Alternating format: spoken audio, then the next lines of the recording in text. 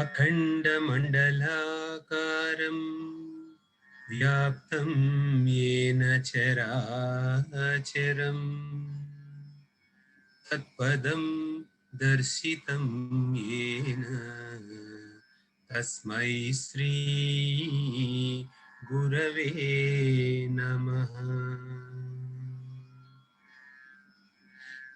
अज्ञानतिमिरान्धस्य ज्ञानाञ्जनशलाकया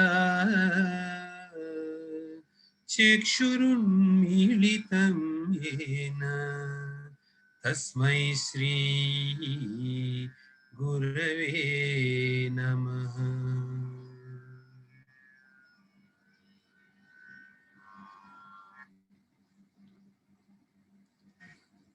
సరేనండి, మనము మనసు మర్మము చెప్పుకుంటున్నాము.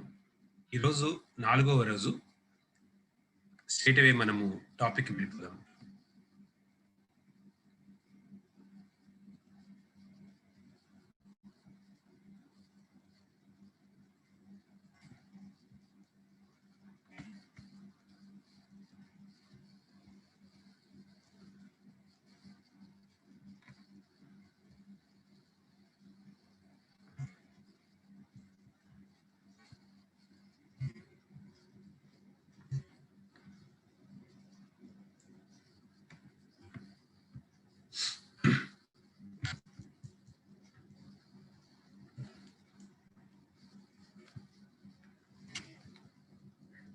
నిన్నటి చాప్టర్ రివ్యూ ఒకసారి చేసుకుందామండి. Swami said true happiness is to be found within. This is something that he has been reiterating from almost chapter 1.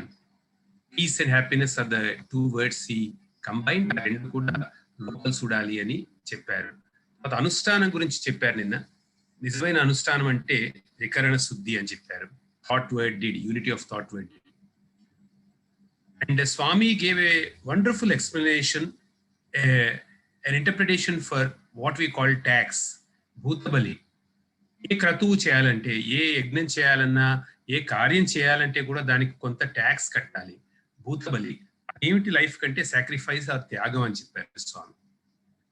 అపేక్ష ఉపేక్ష అనే రెండు వర్డ్స్ చెప్పారు. అపేక్ష is getting attached to something and then expecting, being desirous of it to an extreme. That is apeksha. It binds, and upeksha liberates. Upeksha అంటే దేనికి కూడా మనం దానికి వెళ్ళి అటాచ్ అయిపోకుండా, టెంప్ట్ కాకుండా వేచి ఉండడం, డిలేడ్ గ్రాటిఫికేషన్ కోసం మనము వెయిట్ చేయగలగడం. Swami also said inward sight makes you a master, outward side makes as a servant అన్నారు. ఇక్కడ మాస్టర్ అంటే ఇంటి యజమాని, గృహ యజమాని అన్నారు స్వామి.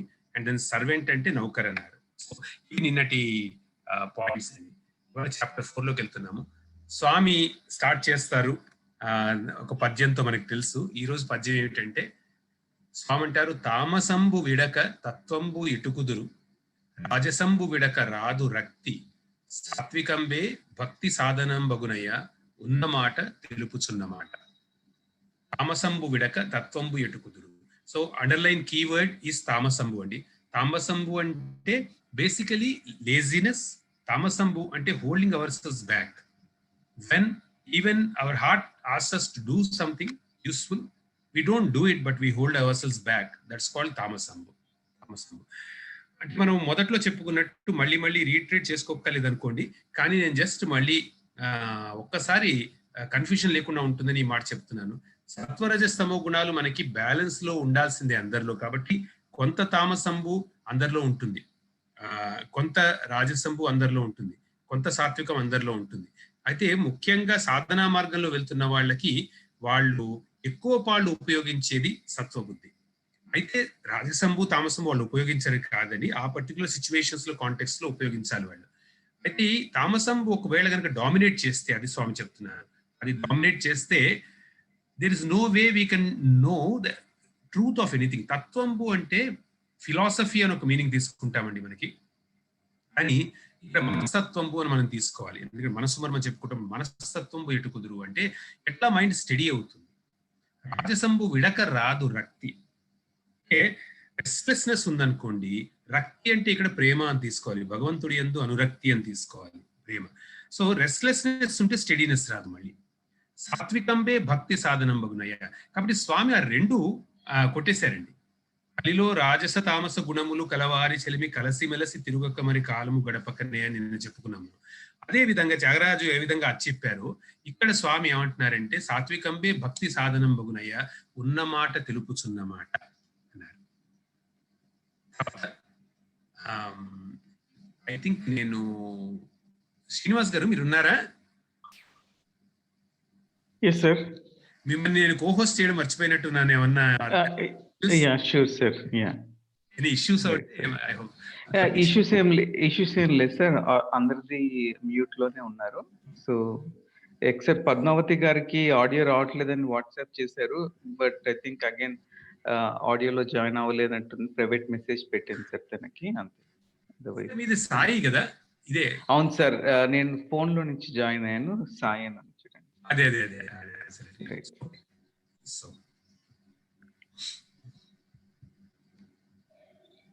So we'll move on.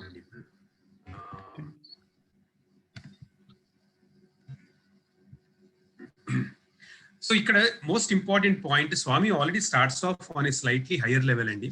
స్వామి ఏమంటున్నారంటే మైండ్ దేనిపైన కాంటెంప్లేట్ చేస్తుందో, దేని గురించి థింక్ చేస్తుందో, దాని నుంచి మనకి ఏమవుతుందంటే ఒక సైకిల్ ఆఫ్ వృత్తిస్ అని స్టార్ట్ అవుతాయి అనమాట. వృత్తి అంటే basically circular, anything that is a circle is a వృత్తి. అయితే ఏమవుతుందంటే ప్రెసెంట్ లో మనము ఏదన్నా అనుకోండి, let us think about an object, let us think about a past memory, let us think about some future thing to come up, whatever it might be. When we contemplate on anything, when we think about anything, the first thing that happens, it seems, is that అది ఒక వాసన, అంటే ఒక tendency లాగా లోపల వస్తుందండి. చిన్నగా ఒక వృత్తి, చిన్న వృత్తి ఫామ్ అవుతుంది అనమాట. టెండెన్సీ లాగా మనకి ఫామ్ అవుతుంది.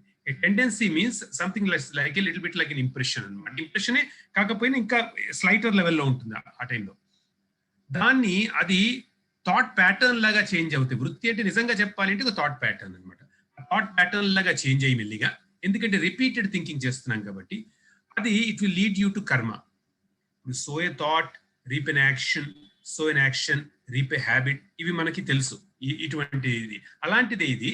కాకపోతే when the vasana happens, tendency happens inside, which is very subtle, అది థాట్ ప్యాటర్న్ కి ట్రిగర్ చేస్తుంది. ఇప్పుడు మనకి చాలా సార్లు ఆశ్చర్యం అవుతుందండి, ఒకటే ఇన్పుట్ వచ్చినప్పుడు, ఒక స్టిమ్యులస్ వచ్చినప్పుడు ఇద్దరు ముగ్గురులో ఎందుకు డిఫరెంట్ కైండ్స్ ఆఫ్ థాట్స్ వస్తాయి, అండ్ మనలో in the same person same kind of thoughts వచ్చే ఛాన్సెస్ ఎలా ఉన్నాయి?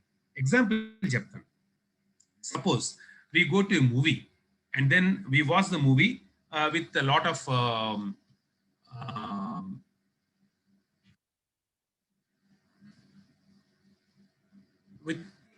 we do a lot of memorization అంటాను, లేకపోతే we do a lot of focus on one of the songs అనుకుందాం.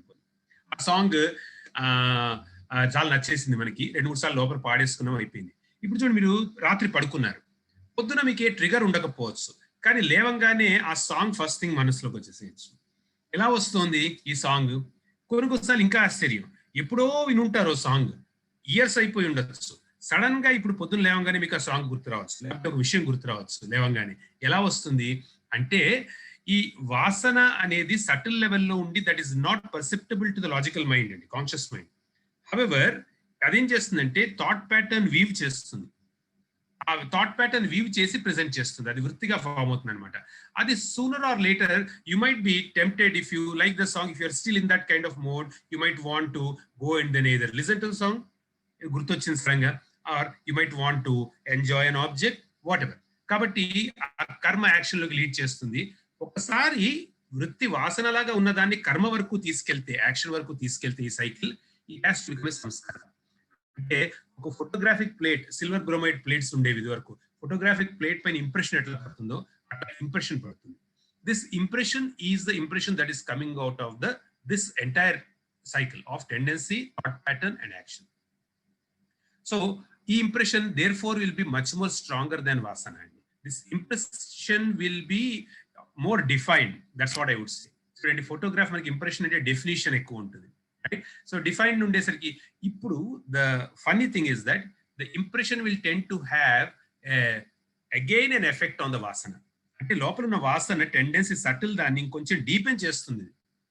ఆ deepen చేసే గ్రూవ్ లాగా అనమాట. గ్రూవ్ ఇప్పుడు చూడండి, ఎక్కడన్నా ఒక గ్రూవ్ ఉందనుకోండి, ఆ గ్రూవ్ లోకి వాటర్ అక్కడ పోసేస్తే ఆ గ్రూవ్ లోపలికి వెళ్తుంది, ఆ గ్రూవ్ ఎటు వెళ్తే అటే వెళ్తుంది వాటర్. అలా ఒక థాట్స్, ఒక ఇంప్రెషన్, ఒక విషన్ రాగానే ఆటోమేటిక్ గా దాంట్లోకి వెళ్ళిపోతుంది. This is how actually habits are form. This is how habitual thinking pattern is also form. So ఒకవేళ అట్లా జరిగితే ద సంస్కార ఏంటంటే the impression that has happened, it has to lead to future, మన future. So it is creating. So it's very strange thing అండి.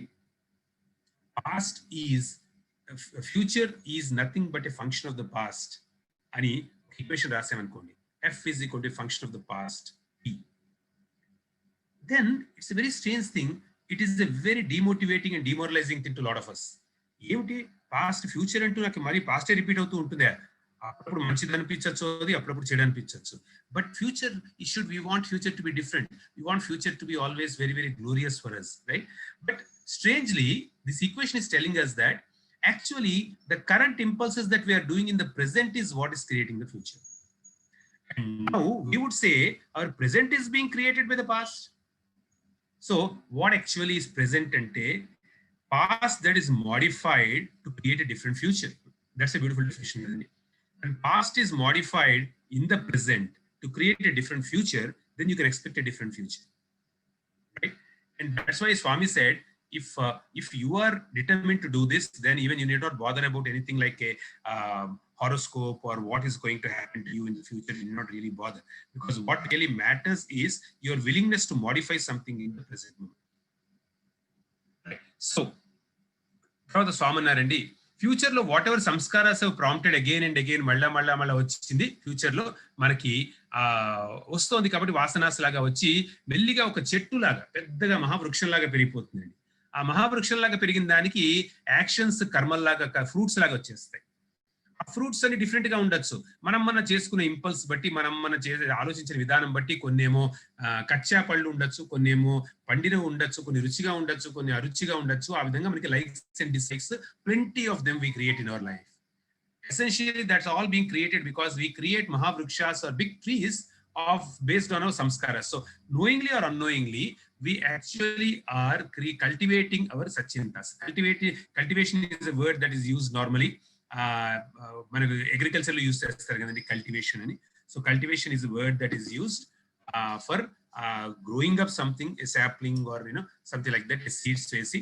So the same way we are sowing the seeds of the initial tendencies and then we are reaping great samskaras. So this thing is continuously happening, and it's a very important thing that if you knew that you are cultivating your own future, would you be a little careful in what you are cultivating ani Swami antunnaru. So that's the equation. తర్వాత ఒక అన్రైపెండ్ fruit cannot support another అని స్వామి, అంటే ఏదైతే సరిగ్గా మగ్గలేదో ఒక పండు, ఆ పండు వేరే ఇంకో పండుని, వేరే ఇంకో దాన్ని ఏం సపోర్ట్ చేయలేదు అని ఒక ఇంట్రెస్టింగ్ స్టేట్మెంట్ చేశారు స్వామి. ఇది ఏమిటి అని ఆలోచిస్తే మనకి స్వామి అంటారండి, ఈ రోజుల్లో మనిషి ఏమవుతోంది అంటే జీవితంలో, సంఘ జీవితంలో ఎక్కువ మందిని మాట్లాడుతూ, ఎక్కువ మందితో ఇంటరాక్ట్ చేస్తున్నప్పుడు he has become an expert in finding faults. He has become an expert in finding faults. వేరే వాళ్ళని బ్లేమ్ చేయడము, వేరే వాళ్ళలో ఫాల్ట్స్ ఎక్కువగా మనకు అన్న పాయింట్ తీసుకొచ్చారు స్వామి. దీన్ని చాలా స్ట్రెస్ చేశారండి ఈ పర్టికులర్ చాప్టర్ లో. స్వామి ఫైండింగ్ ఫాల్ట్స్ ఇన్ అదర్స్ మీద చాలా స్ట్రెస్ చేశారు. సో అంత స్ట్రెస్ చేశారు అంటే ఏదో డీపర్ మీనింగ్ ఉండుంటుంది. ఒకటి అయి ఉండొచ్చు, అప్పుడు ఎవరికైనా అప్లికబుల్ అయి ఉండాలి అది. రెండు, మనం ప్రతిసారి అది చూస్తున్నప్పుడు మనకు డీపర్ మీనింగ్ రావచ్చు మనకు అప్లికబుల్ గా. కాబట్టి చాప్టర్ మీరు చదివేప్పుడు జాగ్రత్తగా చూడండి. మూడు సార్లు అన్న స్వామి 3 డిఫరెంట్ ప్లేసెస్ లో దీని గురించి చెప్పారు. ఏంటంటే finding faults and then we're becoming experts in that అని చెప్పారు స్వామి. ఇన్స్టెడ్ ఏమంటున్నారంటే స్వామి అంటున్నారు, we should search for our own faults. We should search for our own faults. Okay. And Swami says, ఒకవేళ ఎవరైతే వాళ్ళలో కొన్ని తప్పులుండి కూడా, వాళ్ళు తప్పులు ఉన్నాయి వేరే వాళ్ళ తప్పులు చూస్తున్నారో ఇది ఎట్లాంటిదంటే ఒక మగ్గని పండు ఇంకో దాన్ని పండించాలని ప్రయత్నించినట్టు ఉంటుందని. చాలా డీప్ మీనింగ్ స్వామిస్తున్నారండి. ఏంటంటే మనము ఏ తప్పులెన్ను వారు తమ తప్పులు ఎరుగరు విశ్వదా విరామ వినురవేమ అన్నట్టు మనలో తప్పులు ఉన్నాయి. ఆ తప్పుల్ని మనము వెతుక్కోకుండా ఆ తప్పుల్ని ఎప్పుడు చూసుకుంటూ ఉంటే కనుక ఓ జీవితాంతం మన తప్పుల్ని కరెక్ట్ చేసుకోవడంలోనే మనకు సరిపోవచ్చు. చెప్పలేము ఒక జీవితం సరిపోతుందో ఎన్ని జీవితాలు సరిపోతాయి. కాకపోతే వేరే వాళ్ళలో తప్పులు చూస్తున్నప్పుడు ఆటోమేటిక్ గా ఎక్కడో మనకు ఒక అహంకారము, మనము బానే ఉన్నాము అని ఎక్కడో లేదు. ఒకవేళ నేను బాగుండకపోయినా కూడా వీరు బాగాలేరు కదా, నన్ను నేను ఎట్లాగో బాగు చేసుకోలేను కాబట్టి వీళ్ళని బాగు చేద్దాం అన్న ఒక టైప్ ఆఫ్ థింకింగ్ ప్రాసెస్. ఇవన్నీ కూడా స్వామి ఏమంటున్నారంటే if you have not corrected your faults, నువ్వు వేరే వాళ్ళని ఎప్పుడు కూడా కరెక్ట్ చేయలేవు, వాళ్ళని మార్చి ట్రాన్స్ఫార్మ్ చేసే విధానం నీకు రాదు అంటున్నారండి. కాబట్టి ఒక పండిన ఈ పండు ఏదైతే ఉంటుందో కాయ, అది వేరే వాటిని కూడా పండిస్తాను అనుకుంటున్నట్టు కాదండి. స్వామి అంటున్నారు అన్నిటికీ కూడా పండడానికి ఈ చెట్టుని చూడండి, that is the power that supports అంటున్నారు. కాబట్టి అన్ని పళ్ళు అంటే అందరం కూడా అదే చెట్టుకి పూసిన వాళ్ళం కాబట్టి ఆ చెట్టు వదిలేద్దాం. ఈ చెట్టు అంటే పరమాత్మ అండి. ఆ చెట్టు will take care of how ripe we become and then how we actually advance. Why should we bother really about it? వేరే వాళ్ళ గురించి బాదర్ కావద్దు, వాళ్ళ తప్పుల గురించి అని.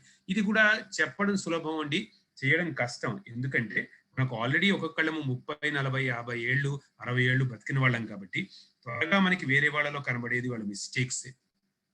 అండ్ సమ్హౌ ఈ మాయ ఎట్లా ఉంటుందంటే ఈ ప్రపంచంలో ఎదురుకుండా వాళ్ళు మన ఇరిటేట్ చేద్దామా, మనని ఏమన్నా మనలో ఒక వీక్నెస్ బయటికి ఎత్తి చూపెడదామా అన్నట్టు మన దగ్గరికి వచ్చినప్పుడు ఏది మనం వద్దనుకుంటామో ఆ బిహేవియర్సే వస్తూ ఉంటాయి. ఎక్కువ ఆ బిహేవియర్సే వాళ్ళ దగ్గర నుంచి వస్తూ ఉంటాయి.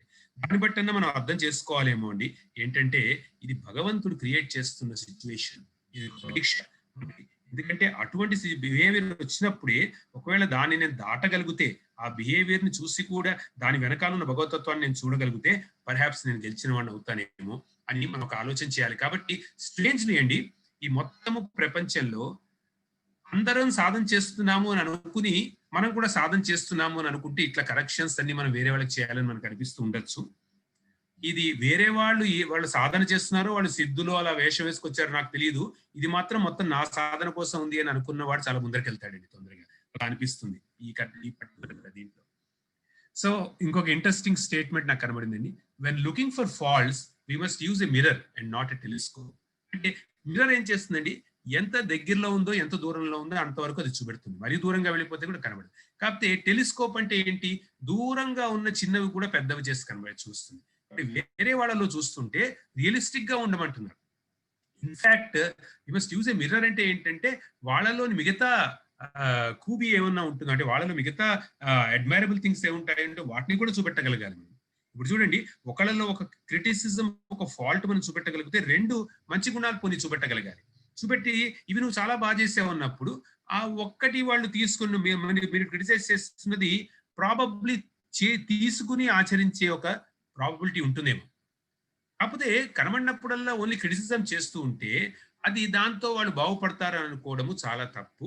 అది ఒక టెలిస్కోప్ ని తీసుకుని వేరే వాళ్ళని చూసినట్టు ఉంటుంది అని. అందుకని తప్పులు ఎన్నువారు తమ తప్పులు ఎరుగరు, ఉర్వి జనులకెల్లా ఉండు తప్పు అన్నారండి. తర్వాత భాగవత కర్త అయిన పోతన గురించి స్వామి స్టార్ట్ చేశారు చెప్పడం అన్నమాట. చాలా ఇంట్రెస్టింగ్. ఈయన కథ కొంత చెప్పారండి. పోతన ఈయన హాలికుడు, ఈయన పొలంలో పని కూడా చేసేవాడు, గొప్ప కవి. అయితే కొన్ని సిచ్యువేషన్స్ వల్ల లైఫ్ లో ఆయనకి చాలా సాత్వికుడు ఆయన. అయితే మొదట్లో అందరిలాగానే ఆయన కూడా కాస్త జీవితం కోసము, బతకడానికి కోసము కొంత రాజులకి వాళ్ళకి కావ్యాలు రాయడము అవన్నీ చేశాడు ఆయన. కాకపోతే తర్వాత ఆయనకి భాగవత రచన గురించి ఒక మేజర్ ట్రాన్స్ఫర్మేషన్ ఆయనలో వచ్చి భాగవత రచన చేసే ఒక అవకాశం వచ్చింది. శ్రీరాముడు ఆయనకి కనబడి ఆ ధ్యానంలో ఆయన్ని భాగవత రచన చేయమని చెప్పినప్పుడు ఆంధ్రం అంటే భాగవతం ఏదైతే వేదవ్యాసులు రాసిన భాగవతం ఉందో సంస్కృతంలో, దాన్ని తెలుగులోకి అనువదించడం అనమాట. అనువదించడం అంటే ట్రాన్స్లిటరేషన్ కాదండి, ట్రాన్స్లేషన్ లో ఇన్ఫాక్ట్ ఐ థింక్ చాలా చోట్ల భాగవతం మూల గ్రంథంలో లేని విషయాలు కూడా పోతన గారు రాశారు. ఆయన కవిత్వం ఆయన చదివిన వారికి ఇంకా స్వామి అంటారు, పోతన భాగవతం చదివితే భాగవతావు బంగారు అన్నారు స్వామి. కాబట్టి అంత గొప్ప కవి ఈయన. పోతన ఒక సుమారు అన్నమాచ అంటే ఇక్కడ ఇప్పటికి ఒక 400-500 ఏళ్ళు ముందరండి, 450 ఇయర్స్ ముందరేమో. ఏకశిలా నగరం అంటే ఇప్పుడు మనకి వరంగల్ దగ్గరలో ఉంది అని చెప్తారు. ఈయన గురించి స్వామి కథ చెప్పారు. ఈయన భాగవతం రాసినప్పుడు అందులో ఈయనకి శ్రీనాథుడు అని ఇంకొక గొప్ప పెద్ద కవి, అందరికీ తెలిసిన విషయమే. ఆయనేమో చాలా గొప్ప కవి, మహానుభావుడు. కాకపోతే ఆయన శృంగార కవిత్వం ఎక్కువ చేసేవారు. ఆయనకి అటువంటి ఒక రాజరికం ఉండేది ఆయనలో, రాజసం. అందుకని ఆయన ఆ రాజులు సింగభూపాలుడు అని రాజు ఉండేవాడు. ఆ సింగభూపాలుడి దగ్గర ఈయన ఆస్థాన కవిగా ఉండేవాడు. చాలా గొప్ప మర్యాద అందుకున్నాడు ఆయన దగ్గర, సింగభూపాలుడి దగ్గర ఆయన ఫ్రెండ్ ట్రీట్ చేసేవారు. ఆ సింగభూపాలుడు ఈ పోతన కవి గురించి విన్నాడండి. ఏమిటి, ఆయన భాగవతం రాస్తున్నాడు అని. ఈ రాజులకు ఎప్పుడు కూడా ఒక అహంకారం ఏంటంటే, వారు ఈ కవులు రాసిన గ్రంథాలని వారికి అంకితం ఇవ్వమని కోరుతూ ఉండేవారు. అంటే వారికి అంకితం ఇస్తే ఈ గొప్ప కవి, ఎందుకంటే కొన్నాళ్ళ తర్వాత వీళ్ళు పోవచ్చు, రాజులు పోతారు, కానీ ఈ కవిత్వం ఉంటుంది. ఈ కవిత్వం ఉన్నప్పుడు తర్వాత ఎప్పుడు చెప్పుకున్నా కూడా, ఓహో ఇది సింగభూపాలుడికి అంకితం ఇచ్చారు లాంటి మాట చెప్పుకున్నప్పుడు తన పేరు కూడా నిలుస్తుంది. ఇలాంటి ఏవో పిచ్చి ఆలోచనలు, రాజసంలో అహంకారంలో చేసే ఆలోచనలు ఇవన్నీ.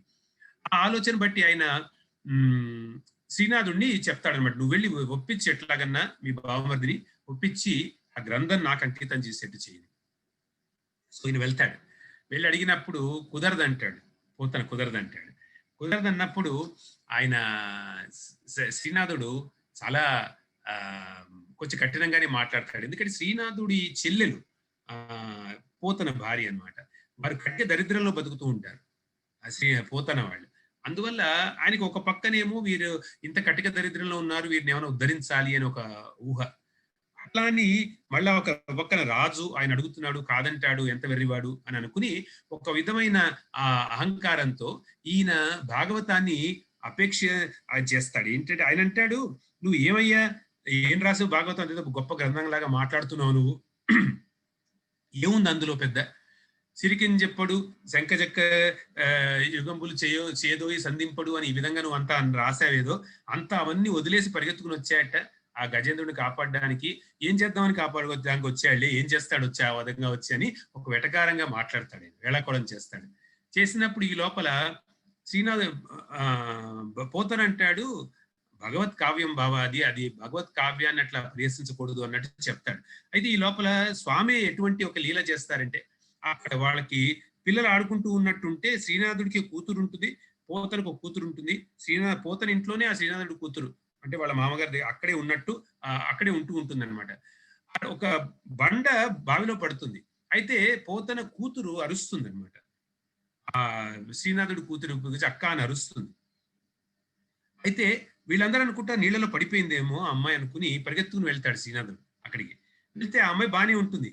అది లోపల పడేసరికి ఈ అమ్మాయి కాలుకి తగిలేది, లోపల పడితే ఈ అమ్మాయికి ఏమన్నా అయిందేమో అని భయపడి అరుస్తుంది అనమాట. అమ్మాయి బానే ఉంటుంది. శ్రీనాథుడు చాలా సంతోషిస్తాడు. సంతోషించి ఆ అమ్మాయిని కౌగిలించుకుంటూ అమ్మాయి బానే ఉన్నావు కదా అని అనుకుంటున్నప్పుడు పోతనకు అర్థమవుతుంది ఎందుకు ఈ నాటకం రచింపజేశాడు భగవంతుడు అక్కడ అని శ్రీనాథుడికి చెప్తాడు. అప్పుడు చూసావా, మనం మామూలుగా మన అటాచ్మెంట్స్, మన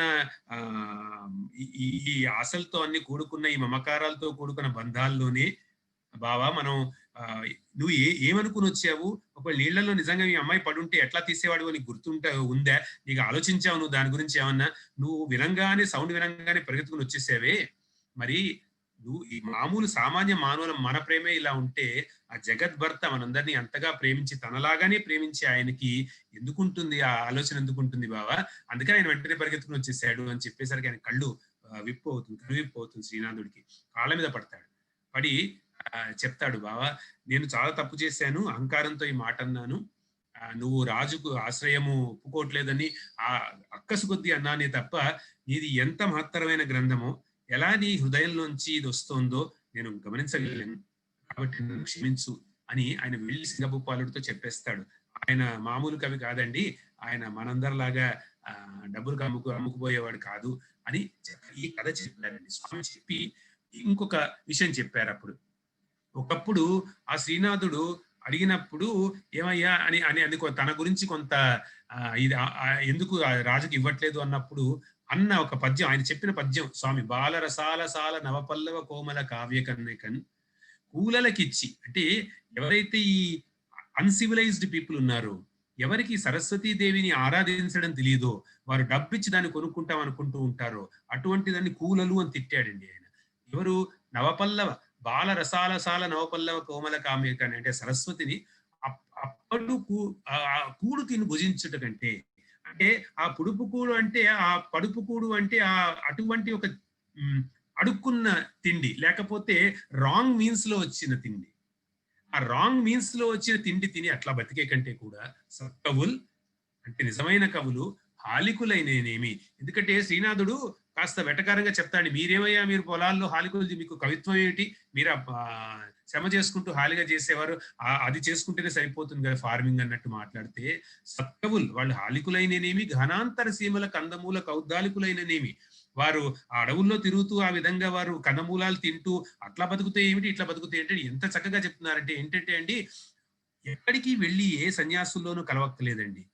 మనిషి భగవంతుడికి చేరువుగా ఉండాలంటే ఇదే స్వామి మళ్ళా మళ్ళా చెప్పారు. మనం చేసే ఉన్న జీవితాల్లోనే మనం బ్యాలెన్స్ చేసుకుంటూ ఆలోచన మాత్రము ఎప్పుడు స్వామి మీద పెట్టుకుని బతికిన వాళ్ళు మహానుభావులు, సత్కవులు అన్నారు. అటువంటి వాడిని కవి అంటే పండితుడు అన్న ఒక అర్థం కూడా ఉంది. పండితుడు అంటే సర్వం తెలిసిన వాడు, సమదర్శి అని భగవద్గీతలో ఎన్నో మీనింగ్స్ వస్తాయి. కాబట్టి సత్కవులు హాలికులనేమి, ఘనాంతర సీముల కందమూల కౌద్దాలికులనేమి, నిజధార సుతోధార పోషణార్థమై. ఎందుకు వాళ్ళు ఈ విధంగా పనిచేస్తున్నారు, ఎందుకు ఈ ఫార్మింగ్ చేస్తున్నారు, ఎందుకు కష్టపడి పనిచేస్తున్నారు? ఎందుకంటే వాళ్ళ సొంత భార్య, సొంత ఏ రెస్పాన్సిబిలిటీస్ తీసుకున్నారో ఆ రెస్పాన్సిబిలిటీస్ డిశ్చార్జ్ చేయడానికి, వాళ్ళని పోషించడానికి చేస్తున్నారే తప్ప వీళ్ళేం తప్పు చేయట్లేదే, వీళ్ళేమీ డబ్బు మీద ఆశపడి చేయట్లేదే. కాబట్టి అటువంటి దానికి ఎంతవరకు కావాలో అంతవరకు చేయడం ఎంతన్నా సబబు అని చెప్పారు. సో స్వామి ఈ పద్యం చెప్పడం వల్ల మనకి గొప్ప మెసేజ్ చెప్తున్నారండి. మనకి ఏంటంటే కంటెంట్మెంట్ ఉండి జీవితంలో చేయాల్సిన పని చేస్తూ, మన సమయము, మన దేహము, మన శక్తి అంతా కూడా భగవంతుడిని చేరుకోవడానికి మాత్రమే ధారపోసిన వారు కోతులాగా తయారవుతారని. కాబట్టి ఆయన కవిత్వంలో ఎంత మకరందం ఉంటుంది, ఎంత మాధుర్యం ఉంటుంది అని చూడడానికని నేను ఒక వీడియో పెట్టానండి. ఈ వీడియో ఒకసారి చూడండి. శ్రీనివాస్ గారు, నేను మళ్ళీ వెళ్ళి ఇది చేంజ్ చేయాలి కదా? Yes sir, share computer sound అని ఎంత చక్కని రచన చూడండి పోతన గారు. ఎందుకంటే ఒక కవి హృదయం తెలుసుకోవాలి అంటే కవి రాసిన కవిత్వం చదవాలి. చదివినప్పుడు ఒక సిచ్యువేషన్ ఏంటి అంటే, ఒక పక్కనేమో కంప్లీట్ మెటీరియలిస్ట్, ఒక ఈ ప్రపంచంలో అగ్రెసివ్ గా ఇదే విధానము అని ఇప్పటికీ అలాగే ఉందండి. ఈ సైన్స్ ఈ విధానంలో చేసింది, అగ్రెసివ్ గా మెటీరియలిజం చేసింది ఇదే కరెక్ట్ అని అనుకునే తత్వం అదొకటి. అది దానికి పలుకుబడి ఎక్కువ, దానికి పవర్ ఎక్కువ ఈ ప్రపంచంలో ఉన్నట్టు కనబడుతుంది అలా. ఒక పక్కనేమో ఒక చిన్న పిల్లవాడిలాగా ప్రహ్లాదుని చూపెట్టారంటే, స్పిరిచువాలిటీ ఇంకా మనలో చాలా చిన్నగా ఉంది, యంగ్ గా ఉంది. కాకపోతే ఆ కన్విక్షన్ కనుక 100% ఉంటే ఏదన్నా ఫేస్ చేస్తాడు. ఎంత కాన్ఫిడెంట్ గా చెప్తున్నాడు చూడండి. ఎలా చేరుతుంది అది, ఏమయ్యా ఇంత ఆబ్వియస్ కదా నాన్నకు చెప్తున్నాడండి. ఎలా నాకు ఏదైతే ఒకసారి టేస్ట్ చేసిందో భగవత్ తత్వం అన్న మైండ్, అటువంటి మైండ్ మిగతా వాటి కోసం ఒప్పుకుంటుందా, దేనికన్నా వెళ్తుందా అసలు అని ఎంత కాన్ఫిడెంట్ గా చెప్తుంటే ఈయనకి అర్థం కూడా కాదు ఆ సిచ్యువేషన్. ఎందుకంటే అది స్వానుభవం కాదు ఈయనకి. అంత బ్యూటిఫుల్ గా అట్లాంటి ఎన్ని వేలకు వేల పద్యాలండి ఆయన రాసినవి. ఇక నెక్స్ట్ గోపరాజు గురించి చెప్పారు స్వామి డిస్కోర్స్ లో. అన్ఫ్లింజింగ్ డివోషన్ ఆఫ్ గోపరాజు అని. రామదాసు అంటామండి, ఈ పేరు గోపరాజు. అందరికీ తెలిసిన విషయమే. ఈయన కూడా పోతన తర్వాత వచ్చిన ఆయన మనకి నేలపల్లి అని ఖమ్మం దగ్గర ఒక ఊరు, ఆ ఊళ్ళో ఆయన ఉండేవారు. అక్కడ ఆయన తహసీల్దార్గా ఉన్నప్పుడు గోల్కొండ నవాబు తానిషా ఆయన టైంలో ఈయన అక్కడ ఈ ఊరికి తహసీల్దార్గా ఉన్నప్పుడు ఈయన మంచి కవి, వాగ్గేయకారుడు, సంగీత పరిచయం ఉండేది దీనికి. ఆనంద భైరవి రాగం అని ఎక్కువ ఇప్పుడు మనం వినేదంతా కూడా ఈయన వల్ల, ఈయన కనిపెట్టిందే, ఈయన దత్త చేసింది అని చెప్తారు ఆనంద భైరవి రాగం అనేది. అందుకే పలుకే బంగారం ఆయన అన్న చాలా ఫేమస్ కృతి కూడా ఆనంద భైరవి రాగంలో కూర్చారు పరమల్లి కృష్ణ గారు. అయితే ఈ రామదాస్ లైఫ్ లో చాలా ఇంట్రెస్టింగ్, ఎవరి లైఫ్ లోనూ కూడా అటువంటి విషయాలు అంత సులభంగా జరగవండి. ఎందుకంటే ఈయన ఈ జీవితం ఇంకా లాస్ట్, ఈ జీవితంలో ఎట్లాగన్నా సరే భగవంతుడు రాముని పొందాలి అని ఒక గట్టి తలంపు తీసుకున్నాడు ఆయన. ఆ తలంపు తీసుకుని ఆ భద్రాచలం దగ్గర రాముడికి గుడి కట్టాలి అని అనుకున్నాడు ఆయన. ఆ గుడి కట్టాడు. కాకపోతే ఈ గుడిలో ఏంటంటే ఆయన మామూలుగా వాలంటరీ కలెక్షన్స్ చేశారు ఆయన. అందరూ వాళ్ళు వాలంటరీ కలెక్షన్స్ చేశారు. ఆయన ఏమి ఇంకో దానికి నేను చెప్పి చేయలేదు. అయితే ఈ రాజు ఏమంటాడండి, రాజు ఎప్పుడు వాళ్ళ అహంకారం ఎలా ఉంటుంది, ఆ తానీషాది ఇదంతా మాది అన్న ఒక ఇది. అసలు రామదాసు మైండ్ లో ఏమిటి, రాజులకే రాజు రాముడు, ఆ రాముడే వాళ్ళందరూ ఇస్తూ ఉంటే ప్రాబ్లం ఏంటి మీకు? కాకపోతే ఈయన నువ్వు తహసీల్దార్ లాగా కలెక్ట్ చేయాల్సింది ట్యాక్సెస్ అవన్నీ రాజుకి ఇవ్వడానికి, ఆయనకి ఇవ్వడానికి కాదు అని చెప్పి ఆయన చెరసాలకి వెనకాల పెట్టడం. ఆయన తప్పు చేశాడని తానిషా అనుకున్నాడు. తానిషా మంచివాడే కానీ తప్పు చేశాడు అఫీషియల్ గా అని అనుకున్నాడు. కాబట్టి ఈయన హార్ట్ లో మాత్రం తప్పు చేసినట్టు ఎక్కడ ఆయన కనబడలేదు. కాబట్టి అలాంటి ఒక విషమ పరిస్థితి వచ్చింది ఆయనకి. ఆ విషమ పరిస్థితి వల్ల 12 సంవత్సరాలు ఆయన జైల్లో ఉన్నాడండి. చాలా ఘోరమైన ఇదంతా అనుభవించాడు, పనిష్మెంట్ అనుభవించాడు ఆయన.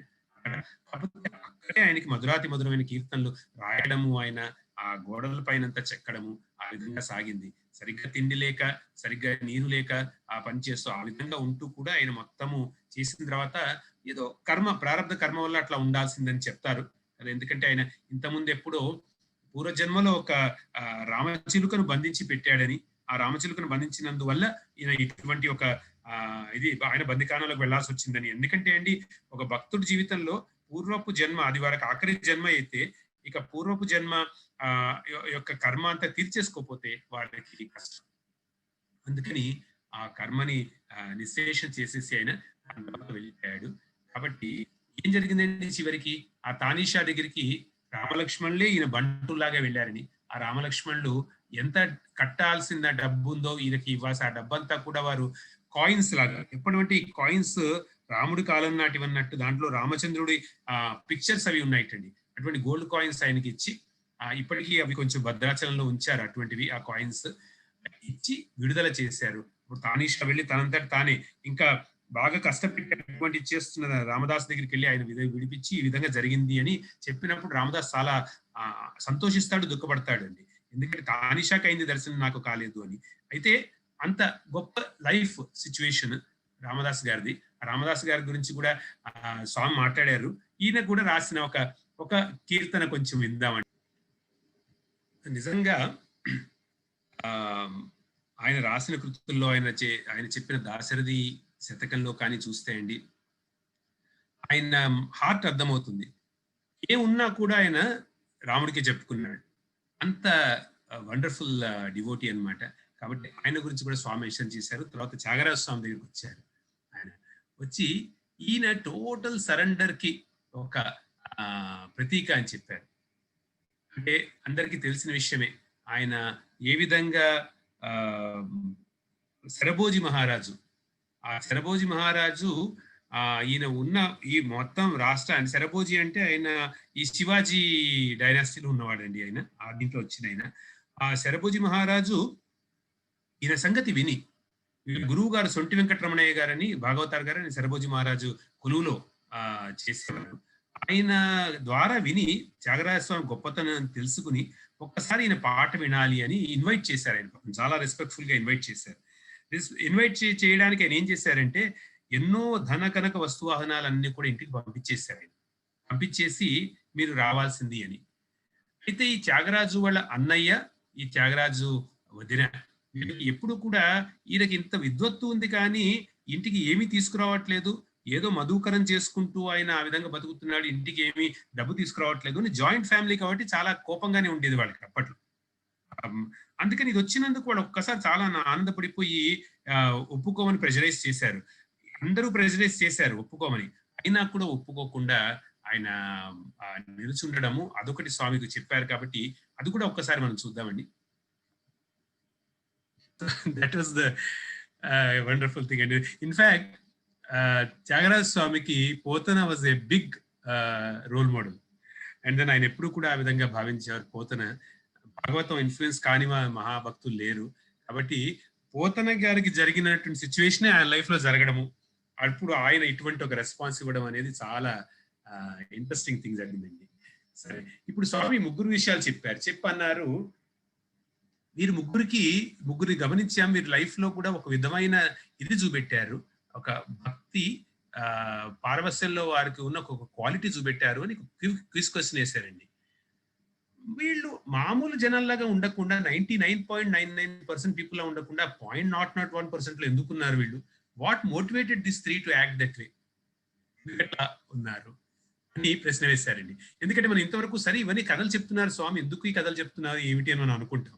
అంటే స్వామి ముగ్గురు కథలు చెప్పి it is the question he asked, what motivated this three to act that way అని స్వామి ఇచ్చిన ఆన్సర్ అండి.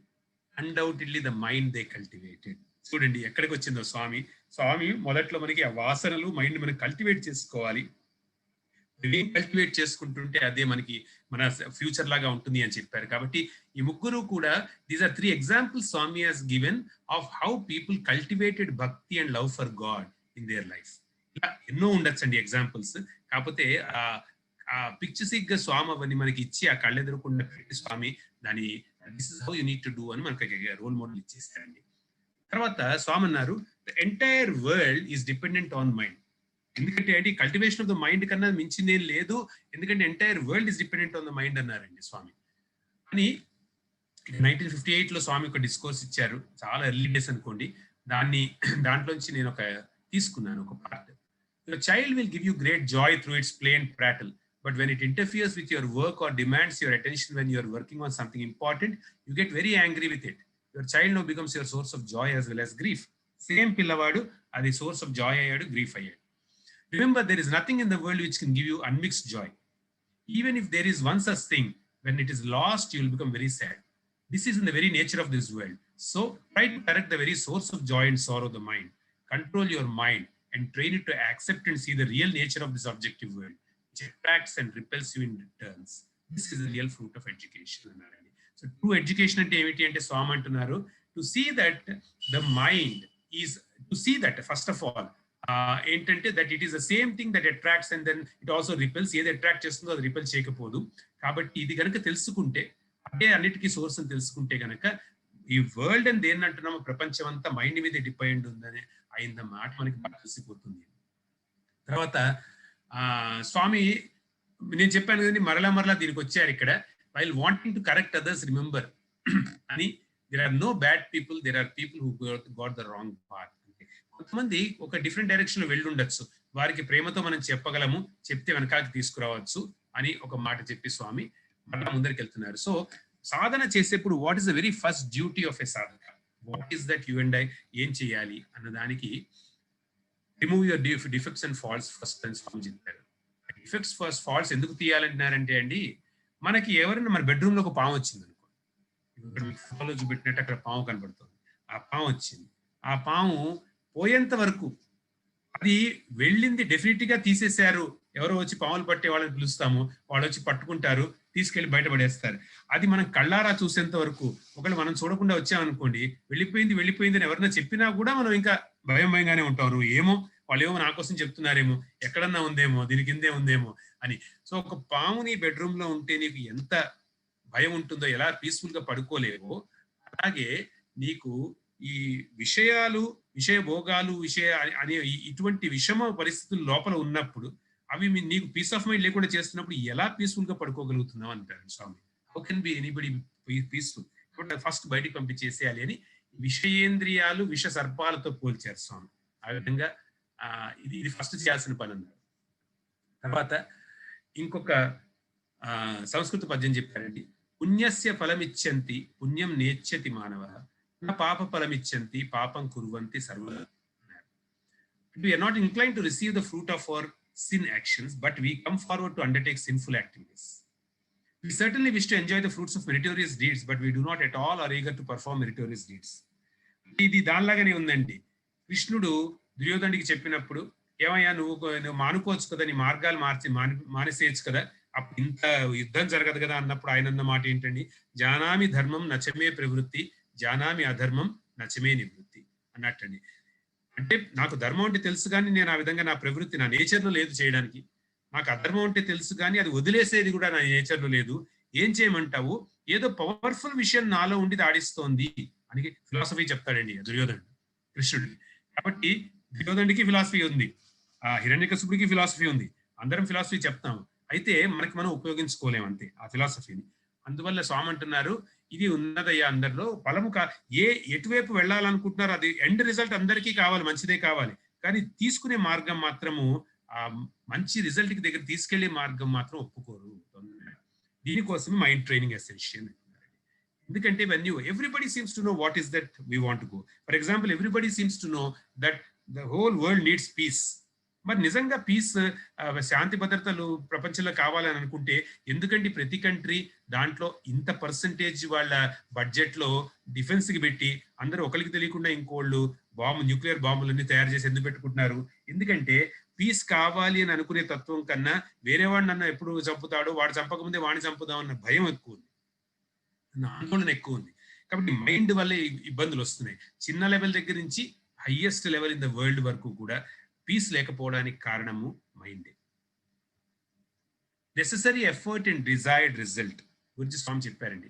ఒకవేళ ఒక రాంగ్ టూల్ యూజ్ చేస్తున్నాం అనుకోండి, ఎఫర్ట్ మాత్రం చాలా పెట్టాము అనుకోండి, ఎఫర్ట్ పెట్టాము రాంగ్ టూల్ యూజ్ చేస్తాం అంటే రౌండ్ గా ఉన్న నట్టుకి స్క్వేర్ గా సరిపోయేటటువంటి స్పానర్ తీసుకుని తిప్పుతున్నాం, ఎక్కడైనా తిరుగుతుంది, అది ఏమైనా రిజల్ట్ వస్తుందే? రాదు. ఎంత ఎఫర్ట్ పెట్టి ఏం లాభం? కాబట్టి సరి అయిన టూల్ ఆ సరి అయిన మైండ్ అండి. మైండ్ సరిగ్గా లేకుండా ఎంత కష్టపడి ఏం లాభము, ఎంత ఎఫర్ట్ పెట్టానని చెప్పి ఏం లాభము, మనకు కావాలనుకున్న రిజల్ట్ వస్తుంది. కాబట్టి without the right effort we create the wrong result always. Always right effort లేకపోతే ఎప్పుడు కూడా రాంగ్ రిజల్టే వస్తుందండి. మనం ఎఫర్ట్ పెట్టాను కదా కాబట్టి అప్పుడప్పుడు మనం ఏంటంటే తప్పు జరుగుతుంటే ప్రపంచంలో కూడా తప్పు చేసిన వాళ్ళని కూడా ఓహో వీళ్ళు ఎంత కష్టపడి పాపం తప్పు చేశారని వాళ్ళు ఎందుకు కూడా కాస్త ఇది చూపెడుతూ ఉంటాం, సింపతి చూపెడుతూ ఉంటాం. లేదండి అదేం కాదు. ఎందుకంటే ఎంత ఎఫర్ట్ పెట్టినా, రైట్ ఎఫర్ట్ పెట్టినా కూడా రాంగ్ రిజల్ట్స్ వచ్చే రైట్ డైరెక్షన్ లేకపోతే కనుక రాంగ్ రిజల్ట్స్ వస్తాయి. కాబట్టి రైట్ ఎఫర్ట్ అంటే మళ్ళీ స్వామి అండర్లైన్ చేస్తున్నారు టు ట్రైన్ యువర్ మైండ్. ఇక్కడ చూడండి ప్రతి స్టెప్ లోను స్వామి ఏమంటున్నారంటే is giving various reasons why we need to train the mind. Mind train చేయాలి, ట్రైన్ చేయకుండా ఆటోమేటిక్ గా ఏదో అయిపోతుంది అనుకోవడం కష్టం. ఎందుకు? కల్టివేషన్ అన్నారు. కల్టివేషన్ అంటే దాన్ని ఒక స్ట్రైట్ గా పెరగాలి, దాన్ని ఒక విధంగా యూస్ఫుల్ గా ఉండాలి మనకి లైఫ్ లో, మనకే ఇబ్బందులు తెచ్చిపెట్టే ఉండకూడదు. ఈ మైండ్ అంటే చాలా ఎర్లీగా start early, drive slowly, reach safely అంటారు స్వామి. కాబట్టి ఆ విధంగా చేయాలని స్వామి చెప్తున్నారు. జంతువునాం నరజన్మ దుర్లభం అన్న మాట స్వామి దాని గురించి చెప్పారండి. ఈ మనుషులకు రావడం చాలా అంత నీకు తెలుసుకుంటే ఎంత డిఫికల్టో అప్పుడు నీకు దీని వాల్యూ తెలుస్తుంది అన్నట్టు స్వామి చెప్పారు. వివేక చూడమణిలో కూడా స్వామి చెప్పారు, శంకరాచార్య అన్నారండి 3వ శ్లోకం అంటే అది దుర్లభం త్రయం అన్నారండి. 3 విషయాలు దుర్లభం అన్నారు. అవి అనుగ్రహ హేతుకం వల్లే వస్తాయి అంటున్నారండి, భగవంతుడి అనుగ్రహం వల్ల. ఏమిటంటే మనుష్యత్వం, ముముక్షత్వం, మహాపురుష సంశ్రయ. ఈ 3 కూడా అంత తొందరగా ఈజీగా వచ్చే అబ్బేవు నాయన ఒకసారి వచ్చాయి అనుకోండి. ఇవి మళ్ళీ ఎవరన్నా కూడా మనుషులు, అందరం మనుషులుగానే పుట్టాము. తర్వాత ముముక్షత్వం అంటే నేను చెప్పాను, మోక్షం యందు ఆసక్తి ఉండడం ముముక్షత్వం. కాబట్టి ముముక్షత్వం అందరికీ కూడా వచ్చింది అనుకోండి. అందువల్లే 1.5 గంటల సేపు ఇటువంటి వినగలుగుతున్నాం రోజు. ముముక్షత్వం లేకపోతే ఎట్లా వినగలమండి? వినలేం. కాబట్టి ముముక్షత్వం ఉందని అనుకుందాం. మహాపురుష సంశ్రయం, మహాపురుష సంశ్రయం మనం పరమపురుష సంశ్రయమే చేసామండి, స్వామిని పట్టుకున్నాం. కాబట్టి ఈ 3 ఒకసారి వచ్చేసి ఇది దుర్లభం అంటున్నారు శంకరాచార్య స్వామి. వివేక చూడమణిలో 3వ శ్లోకం మొట్టమొదటిలోనే చెప్పారు ఆయన. దుర్లభం అంటే ఇంత ఇంపాసిబుల్ ఫీట్ చేసి ఒకటి వచ్చిన తర్వాత ఇంతవరకు వచ్చి వదిలేసామనుకోండి. అది నాకు పాట గుర్తొస్తుంది, ఒక హిందీ పాట, ఒక హిందీ కవి రాశారు. అది అందులో మీనింగ్ చాలా దీనికి ట్రూత్ఫుల్ గా దీనికి సరిపోతుంది అనిపిస్తుందండి.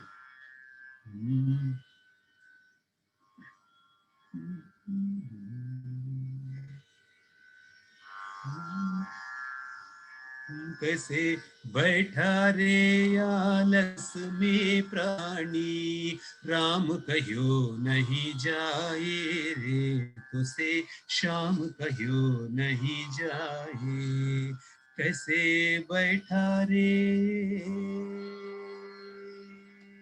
लख 84 में बरमायो, बड़े भाग से नर तन पायो. 184 84 లక్షల యోనుల్లో అని అప్పట్లో చెప్పారండి.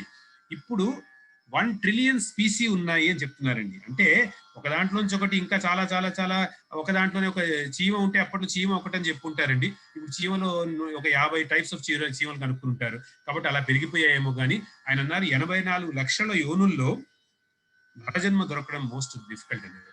बड़े भाग से नर्तन पायो अब की छूट न देना भाई लुट ना जाए फिर ये कमाई राधे शाम समय फिर ऐसो बार बार नहीं आवे रे तो से शाम कहियो नहीं जाए कैसे बैठा रे आलस में प्राणी ఎంత తీరిగ్గా ఎంత ఆలస్యంతో కూర్చున్నావురా, ఎంత ఇంకా ఏదో టైం ఉంది, ఏముంది ఇంతకన్నా ఏముంది లైఫ్ లో, ఖానా పీనా సోనా మరణా తప్ప ఏమన్నా ఉందే. అది స్వామి లాంగ్వేజ్ అండి, అందుకని అది చెప్తున్నా. కాబట్టి ఇవి తప్ప ఏమీ లేదు అని అనుకుని అట్లా గడిపేస్తున్నావు. నీకు అసలు తెలుసా 84 లక్షల యోనుల్లో నీకు one of the most unique యోని వచ్చింది నీకు. అది వచ్చినప్పుడే మనుష్యత్వం, తర్వాత ముముక్షత్వం. అబ్బికి చూటునదేనా బాయ్, ఇది మాత్రం వదులుకోవద్దు ఛాన్స్. ఇది పోయిందంటే లుట్టునా జాయే ఫిరియే, ఈ ఛాన్స్ మళ్ళీ ఎన్నిసార్లు ఎక్కడెక్కడ తిరిగి వస్తావో తెలియదు. యూజువల్లీ స్వామి అన్నారండి, ఒక ప్రశ్న వేసినందుకు మనిషి జన్మ వచ్చిన తర్వాత మరలా ఇంకా లోవర్ జన్మలకు వెళ్ళిపోయే ఛాన్సెస్ ఉన్నాయా అని స్వామిని అడిగారు. యూజువల్లీ ఉండదు, అయితే కొన్ని కొన్ని పరిస్థితుల్లో ఉండొచ్చు అన్నారండి స్వామి. మనకి ఎగ్జాంపుల్ చెప్తూనే ఉంటారు. నహుషుడు ఆయన సప్తర్షులతో తన పల్లకి మోయించుకుని సప్తర్షులు తంతాడు. దాంతో ఆయన కొండ చిలువలాగా పుట్టి పడిపోతాడు. అలా ఎన్నో ఏళ్ళు ఉండిపోతాడు నహుషుడు. కాబట్టి కథలు ఎందుకు చెప్పారంటే పురాణాల్లో, ఒక మానవ అంటే వాడు ఇంద్ర పదవి పొందాడు అనహుషుడు. అంత పుణ్యం చేశాడు అంటే హైయెస్ట్ ఇంద్ర పదవి అంటే హైయెస్ట్ హెవెన్ అండి. భోగాలు హైయెస్ట్ లెవెల్లో భోగించాడు ఆయన. ఆ లెవెల్కి అంత పుణ్యం చేసి వెళ్ళిపోయిన వాడు అక్కడి నుంచి స్ట్రైట్ గా మానవ జన్మానికి రాకుండా అది మొత్తం అయిపోగానే ఎక్కడికి వచ్చి పడ్డాడండి, వెళ్ళిపోయి ఈ భూలోకంలో కొండచిలువ రూపంలో పడ్డాడు. మళ్ళీ ఎప్పటి నుంచి ఆ కొండచిలువ వాడు ఎప్పటికో మోక్షం మళ్ళీ తెలియదు ఆ నహుషుడికి. కాబట్టి పురాణాలు కూడా ఏం చెప్తున్నాయంటే అండి, you can't take anything for granted. It is true that the inherent divinity in every person, every being is the same. అయితే మానవ జన్మ దొరకడము మామూలు ఛాన్స్ కాదది, చాలా గొప్ప ఛాన్స్. ఆ గొప్ప ఛాన్స్ ని ఒట్టిగా పోగొట్టుకోవద్దు. అంటే ఈ రోజుల్లో మనం కంపేర్ చేసుకోవాలంటే ఏం చెప్పాలి, ఎట్లా చెప్పాలంటే అండి, ఒకవేళ గనక మనందరం స్వామిది భక్తులం కాబట్టి నేను ఇట్లా ఎగ్జాంపుల్ ఇస్తున్నాను. ఒకవేళ గనక మనకి స్వామి రేపు పొద్దున్న నీకు ఇంటర్వ్యూ ఇస్తా అన్నారు, ఈ రాత్రి బయలుదేరి వచ్చేసే అని ఒక న్యూస్ వచ్చింది అనుకోండి. నీకు నిన్ను స్వామి చెప్పారు, డైరెక్ట్ గా నీకు చెప్పమన్నారు, నన్ను చెప్పమన్నారు అని మీ న్యూస్ వచ్చింది అనుకోండి. అప్పుడు రేపు పొద్దున్న ఇంకేదో మనకు చిన్న పని ఉంది, ఆఫీస్లో చిన్న పను, ఇంటర్వ్యూను ఏదో ఉంది. ఇది ఎట్లా వదిలేసి వెళ్తాను అని చెప్పి నేను వెళ్ళలేదు అనుకోండి. ఎలా అనిపిస్తుందో అలా అట్లా ఊహించుకోండి. అంటే ఒక గొప్ప ఆపర్చునిటీ, అవకాశం గురించి నేను చెప్పడానికి ప్రయత్నిస్తున్నా. ఏ అవకాశం వల్ల మిగతావన్నీ సెకండరీ ప్రయారిటీ అయిపోతాయో ఆ దానికి ప్రయారిటీకి మనం ఇది ఇవ్వాలి. కానీ ఈ ప్రతి నిమిషంలోనూ అన్ని ఈక్వల్ అని చూసుకోవడం కరెక్ట్ కాదు. ఇంకా స్వామి అన్నారండి, నేను ఇందాక అన్న మాట మామూలుగా అనుకుంటున్నారు ఇప్పుడు కానా పీనా సోనా మరణ అని అనుకుంటున్నారు జంతువునామం, కానీ నరజన్మ అంటే తెలుసుకోలేకపోతున్నారు. ఇదే నా పర్పస్ ఆఫ్ లైఫ్. ఎంక్వైరీ చేయాలి. Enquiry should be made by training the mind. చూడండి, ఇవన్నీ సిచ్యువేషన్స్, ఇవన్నీ కూడా ఆర్గ్యుమెంట్స్ స్వామి మైండ్ ని ట్రైన్ చేయడం గురించే చెప్తున్నారు. మైండ్ ఎట్లా ట్రైన్ చేయాలి అని చెప్తున్నారు. తర్వాత mind is responsible for good deeds as well as bad deeds అని చెప్తున్నారు. Both good deeds and bad deeds. ఇది స్వామి అన్నారు డౌట్ లేకుండా క్లియర్ అయిపోవాలి మైండ్ లో అన్నారు. అంటే ప్రతిసారి చెప్తున్నారు మనుష్యానం బంధయోహో మోక్షయోహో అని చెప్తున్నారు, కారణం మనస్సే అంటున్నారు. ఇవన్నీ చెప్తున్నారు కదా స్వామి, మనం చాలా ఈజీగా తీసుకునే ఛాన్సెస్ ఉంటాయండి. అగైన్ అండ్ అగైన్ చెప్తున్నారంటే అందులో మనకి గుడ్ జరిగినప్పుడేమో మనము నా వల్ల అయింది అనుకుంటాం, బ్యాడ్ జరిగినప్పుడు వేరే వాళ్ళ వల్ల అయింది అనుకుంటాము. ఇది ఒకటి జరుగుతున్నది. గుడ్ జరిగినప్పుడు నా కేపబిలిటీ వల్ల అయింది అనుకుంటాము, లేక నా అదృష్టం బట్టి అయింది అనుకుంటాము. బ్యాడ్ జరిగినప్పుడు నా దురదృష్టం అనుకోవచ్చు అండి, లేకపోతే వేరే వాళ్ళు నాకు ఇట్లా చేశారని అనుకుంటాం, లేక భగవంతుడే నాకు ఇట్లా నా నుదుటి ఇట్లా రాశాడు అనుకుంటాం. ఇవన్నీ కూడా ఎందుకు వస్తున్నాయి? ఇంకా వీటిని నమ్ముతున్నామంటే అర్థం ఏంటండి అంటే my mind is the architect of my life అని నేను ఇంకా ఒప్పుకోవట్లేదు. అందుకని స్వామి ఇంత నొక్కి చెప్తున్నారు, the fact must be clear to us beyond any shadow of doubt అంటున్నారు. అందుకని ఏం చేయాలి అంటే స్వామి అంటున్నారండి, you have to engage your mind in 3 things అన్నారండి. ఇక్కడ ఇంకో యాక్షన్ పాయింట్ ఇస్తున్నారు. ఒకటి, you have to constantly contemplate on Madhava, constantly contemplation, but you have to do సేవ టు మానవ and you have to do సత్ప్రవర్తన with everybody in this world. ఈ 3 సత్ప్రవర్తన, కాంటెంప్లేషన్ ఆఫ్ మాధవ, సేవ టు మానవ. ఇన్ఫాక్ట్ మీరు గమనించారంటే Swami permanent 3 objectives for every organization member అని స్వామి మనము మన సంస్థ అన్న పుస్తకంలో అంజనేయ గారు రాశారండి. ఇవి క్లియర్ గా స్వామి ఇచ్చినవి 3 objectives, 3 goals for every organization member ఇవే అండి. ఏంటంటే ఒకటి ముముక్షత్వము లేకపోతే మోక్షం అన్నది మీద ఆసక్తి ఉండాలి, అంటే కాంటెంప్లేషన్ ఆఫ్ మానవ. తర్వాత ఈ తనువు ఇచ్చింది భగవంతుడు సేవ చేయడానికి అనే సేవ టు మానవ. ఇంకోటి ఈ ప్రపంచంలో ఈ లోకంలో మంచివాడు అనిపించుకోవాలి అంటే సత్ప్రవర్తన. ఈ 3 చెప్పారు స్వామి. ఈ 3 విధాల్లో ఎంగేజ్ చేసేయాలి మైండ్ ని. తర్వాత మన డ్యూటీ ఏమిటి అంటే మనము వేద శాస్త్ర ఇతిహాస పురాణముల యందలి ప్రమాణములను అనుష్ఠానంలో పెట్టలేకపోయినా, నిన్న అనుష్ఠానం అంటే ఏంటో చూసామండి, వేదంలో చెప్పినట్టు అనుష్ఠానం గురించి చూసాం. దానికి అందుకని మోడిఫైడ్ గా అసలు అనుష్ఠానం అంటే ఏమిటి అనేది కూడా చూసాం. పెద్దల యొక్క ఆజ్ఞలను శిరసావహించలేకపోయినా మన మనస్సు యొక్క తత్వాన్ని కొంతవరకు అర్థం చేసుకుని ఆదర్శవంతమైన జీవితమును అనుభవించాలి.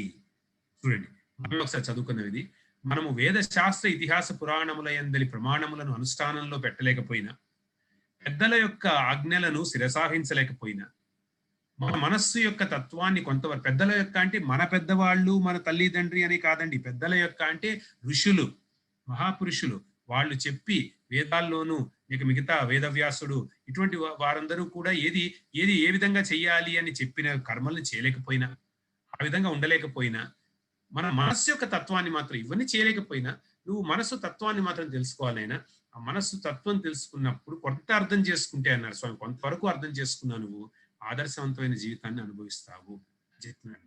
అంటే ఇక్కడ Swami gives a few tips on mind management.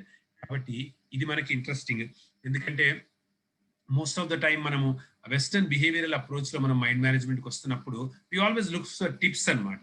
అంటే ఏది చేస్తే మైండ్ మేనేజ్ చేయొచ్చు, కంట్రోల్ చేయొచ్చు అని ఆలోచిస్తూ ఉంటాం. కాబట్టి స్వామి ఏం టిప్స్ ఇస్తున్నారో చూద్దామండి. First, do not let emotions and agitations disturb your mind. This is nothing but emotional intelligence.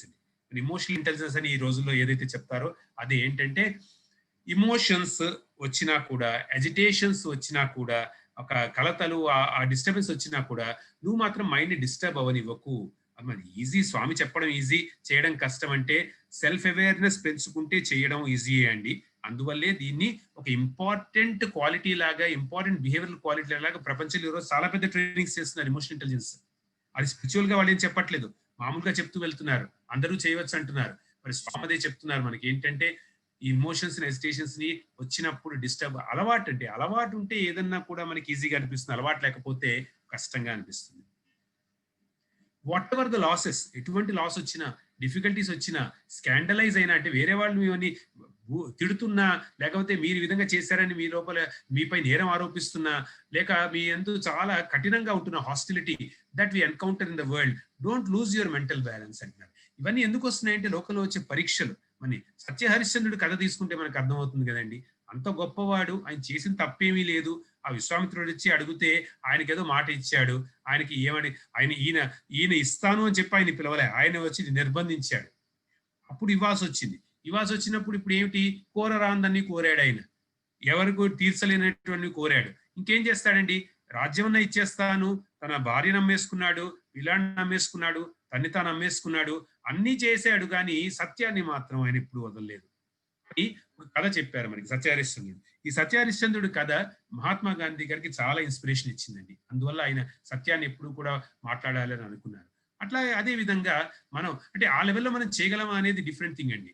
మన లైఫ్ లో మనకు వీలున్నంత వరకు స్వామి ఎట్లా చేస్తారో అట్లా మనం చేయాలి. కానీ స్వామి దానికి టెక్నిక్ ఏమి ఇస్తున్నారంటే, ఈ డిస్టర్బెన్సెస్ వచ్చినప్పుడు బ్యాలెన్స్ ఎలా మెయింటైన్ చేయాలంటే, విట్నెస్ లాగా చూడు. అంటే ఒక సినిమా చూస్తున్నప్పుడు ఎలా చూస్తామో అట్లా ఒక విట్నెస్ అండి. వేరే వాళ్ళకి జరుగుతుంటే మన విట్నెస్ లాగా, వేరే వాళ్ళు ఇద్దరి మధ్యలో గొడవలు అవుతున్నాయి అనుకోండి, మనం అంత డిస్టర్బ్ కాము, చూస్తూ ఉంటాము. అవును, ఏమిటి చిన్న విషయానికి ఎందుకు కొట్టుకుంటున్నారు అనుకుంటాం. కానీ మనకి జరుగుతున్నప్పుడు అది చిన్న విషయం లాగా మనకు అనిపించదు. ఇదే డిఫరెన్స్. పరులది వేరే వాళ్ళది అనుకునేసరికి విట్నెస్ అవ్వగలుగుతున్నాము, మన దానికి మనం విట్నెస్ కాలేకపోతున్నాము.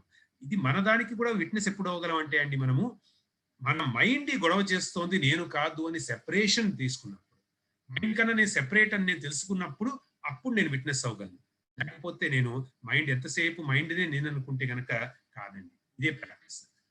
ఇంకోటి, నోయింగ్ దట్ అపేక్ష పుల్స్ డౌన్. అపేక్ష వద్దు, దేన్నన్నా కూడా గాఢంగా కావాలనుకోవడం వద్దు. ఉపేక్ష, కొంచెం ఓపిక పట్టు, అది నిన్ను పైకి పంపిస్తుంది. క్రమంగా నువ్వు ఉపేక్ష అపేక్షలను కూడా నువ్వు దాటి వెళ్ళిపోతామని స్వామి చెప్పారండి.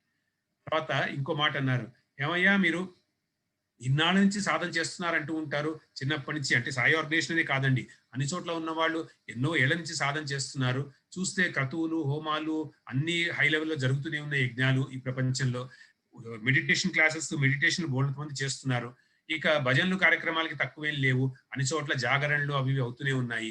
ఇంకా చూసుకుంటే అన్న ప్రసాదాలు, అన్నం నారాయణ సేవలకి వాటికి కూడా తక్కువే లేదు, అన్ని చోట్ల కూడా చాలా గొప్పగానే జరుగుతున్నాయి. ఇన్ని జరుగుతున్నాయే, మరి మనస్సు సంగతి తెలుసుకోకుండా ఉంటే ఇవన్నీ, వీటికి అన్నిటికీ ఏమన్నా దీనివల్ల ఉపయోగం ఉందా అని అడుగుతాను. డైరెక్ట్ గా చూడండి స్వామి. ఎందుకంటే మనకి ఎప్పుడు ఉంటుంది, ఇవన్నీ చేస్తున్నాం కదా కాబట్టి నాకు ఏదో ఇన్సూరెన్స్ లాగా ఏదో పుణ్యం వస్తూ ఉంటుంది, ఆ పుణ్యం వల్ల నాకు ఏదో ఒకటి అని ఈ విధంగా మనకి భావనలు ఉండొచ్చు. కాబట్టి ఇది ఇన్సూరెన్స్ లాంటిది కాదు. పుణ్యం కనుక ఆశించామంటే మళ్ళీ పునర్జన్మ రావాల్సిందే అండి. పునర్జన్మ వద్దు అని అనుకుంటే కనుక పుణ్యాన్ని దాటి మైండ్ని అర్థం చేసుకోవాలి మనం. ఈ పుణ్యం బిజినెస్ కాదు ఇక్కడ. ఏమిటి మైండ్, ఎందుకు ఇట్లా ఎక్స్పెక్ట్ చేస్తోంది, ఎందుకు ఇట్లా ఆలోచిస్తోంది అని మైండ్ని మనం సెపరేట్ గా ఎప్పుడు చూడగలమండి? మనమే మైండ్ అయితే చూడలేము. మైండ్ కన్నా మనం విడిపడి చూడగలిగినప్పుడు, ఇందాక గమనించారో లేదో, త్యాగయ్య సినిమాలో ఇంకొక త్యాగయ్య, ఇంకో త్యాగయ్య బయటకు వచ్చాడు. బయటకు వచ్చి ఆయన మాట్లాడాడు, చూస్తున్నాడు. ఎందుకంటే ఆ అది బుద్ధి, ఆ బుద్ధి మనస్సును చూస్తోంది అనమాట. మనస్సుకి బోధ చేస్తోంది, నిధి చాలా సుఖమా, రాముని సన్నిధి సేవ సుఖమా, నిజముగా పల్కుము మనసా. అంటే మామూలు పరిస్థితుల్లో అక్కడ త్యాగయ్య బయట నుంచున్నాయన మనస్సు, ఆ లోపల నుంచి ఒక వైట్ ఏదైతే వచ్చిందో పిక్చర్, అది బుద్ధి. ఆ బుద్ధి ఇంకా వైజర్, విజ్డమ్ ఎక్కువ ఉంది కాబట్టి ఆ బుద్ధి ఎక్కడి నుంచి చెప్పగలిగింది, ఇదేం ఆలోచిస్తావయ్యా, ఈ గంగా నదిలో స్నానం మంచిదా, లేకపోతే మీ ఇంటి వెనక ఉన్న బావిలో లేక బురద నీళ్లలో స్నానం మంచిదా, ఇట్లా కంపేర్ చేశారండి. కాబట్టి వీటిని ఎందుకు కోరుకుంటున్నావు నువ్వు? అవన్నీ ఆయనకి చివరికి ఎట్లా ఇంత బోధ చేసిన తర్వాత ఆ బుద్ధి ఎలా కనబడింది? అవన్నీ అర్షడ్ వర్గాల్లాగా కనబడ్డాయి ఆ నగలవన్నీ, కామ క్రోధ లోభ మద మాత్సర్యాలు. అంటే ఏం చేశారండి ఆయన? ఇమోషనల్ ఇంటెలిజెన్స్ పెట్టారు, ఆగారు కొంతసేపు. పంపించగానే ఇంకా పంపించిన వాడు రాజు, ఎలా కాదంటాము? పంపించినవి నా టాలెంట్ కోసం కూడా పంపించింది, ఈ మాత్రం టాలెంట్ ఉంటే పంపిరా, ఇందులో తప్పే ఉంది, నేనేమైనా అడగలేదు కదా అని ఈ రోజుల్లో మనం ఆలోచించే పద్ధతి నార్మల్ అని మనం అనుకుంటాం. ఆయన ఆ విధంగా ఆలోచించలేదు, ఎందుకంటే ఆయన ప్రయారిటీస్ డిఫరెంట్ గా ఉన్నాయి. మనం చేయగలమా లేదా అది వేరే విషయం అండి, ఆ లెవెల్కి వెళ్ళి మనం మాట్లాడలేకపోవచ్చు, చిన్న చిన్న విషయాల్లో కనీసం మనం మొదలు పెట్టాలి దాన్ని. కాబట్టి ఆ మైండ్ ని కొంతన్నా చూసుకుంటూ దాన్ని గమనించుకుంటూ రాకపోతే గనక ఎన్ని చేసినా ఉపయోగం లేదు. మళ్ళా చెప్పారు, మీరు భజనలు చేస్తున్నప్పుడు కూడా తెలిసి రామచింతనతో చేయవే, నామము చేయవే అన్నారండి. తలపులన్నీ నిలిపి నిమిషమైన ఆలోచనలు హోరు సాగుతూనే ఉంది. ఇక్కడ భజన చేస్తూనే ఉన్నావు, బయట ఆలోచనలు హోరు సాగుతూనే ఉంది, ఏదేదో కనబడుతూ ఉంది. ఇక్కడ ఇప్పుడు నేను మాట్లాడుతున్నాను కాబట్టి నేను దీని గురించి ఆలోచిస్తున్నానండి, లేకపోతే మీలాగా నేను వింటూ ఉంటే నా ఆలోచనలు ఎక్కడికి వెళ్తాయో నాకు తెలియదు. కాబట్టి మనం ఇంత హెల్ప్లెస్ అయిపోయాం. ఆ హెల్ప్లెస్ సిచ్యువేషన్ వద్దంటున్నారండి. తలపులన్నీ నిలిపి నిమిషమైన తారక రూపుని నిజతత్వములను తెలిసి రామచింతనతో నాము సేవే అన్నారు చాగస్వామి. కాబట్టి ఏది చేస్తున్నా, ఏది ఒక నారాయణ సేవ చేస్తున్నా, మనం భజన చేస్తున్నా కూడా, వేరే ఇంకా మెడికల్ క్యాంప్ సేవ చేస్తున్నా, లేక ధ్యానం చేస్తున్నా కూడా కంప్లీట్ గా మనస్సుని గమనించుకుంటూ, ఆ మనస్సు చేసే ఇవి పనులు ఉంటాయి చూడండి కొన్ని, ఏంటంటే అవి దొంగ రీతి పాట గుర్తురావు, త్యాగరాజస్వామి అంటారు, తిరుగంగ నేల దొంగ రీతి తిరుగంగ నేల శ్రీ రంగని పదముల పట్టి రామనామం భజరే అని మనస్సును తిడతాడే. కాబట్టి ఇటు దొంగలాగానే ఎందుకు అంటున్నానంటే అండి, మన పర్మిషన్ లేకుండా వెళ్ళిపోతుంది, మనం కన్ను కప్పి వెళ్ళడానికి ప్రయత్నిస్తుంది ఈ మనస్సు. కాబట్టి ఆ మనస్సుని దొంగతనం పట్టుకోవాలి అని చెప్తున్నారు.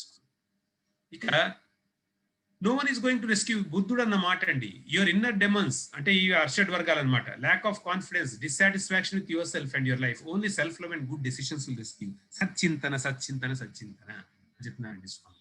కాబట్టి it is impossible to attain inner purity by external activities అని చెప్పేశారండి స్వామి.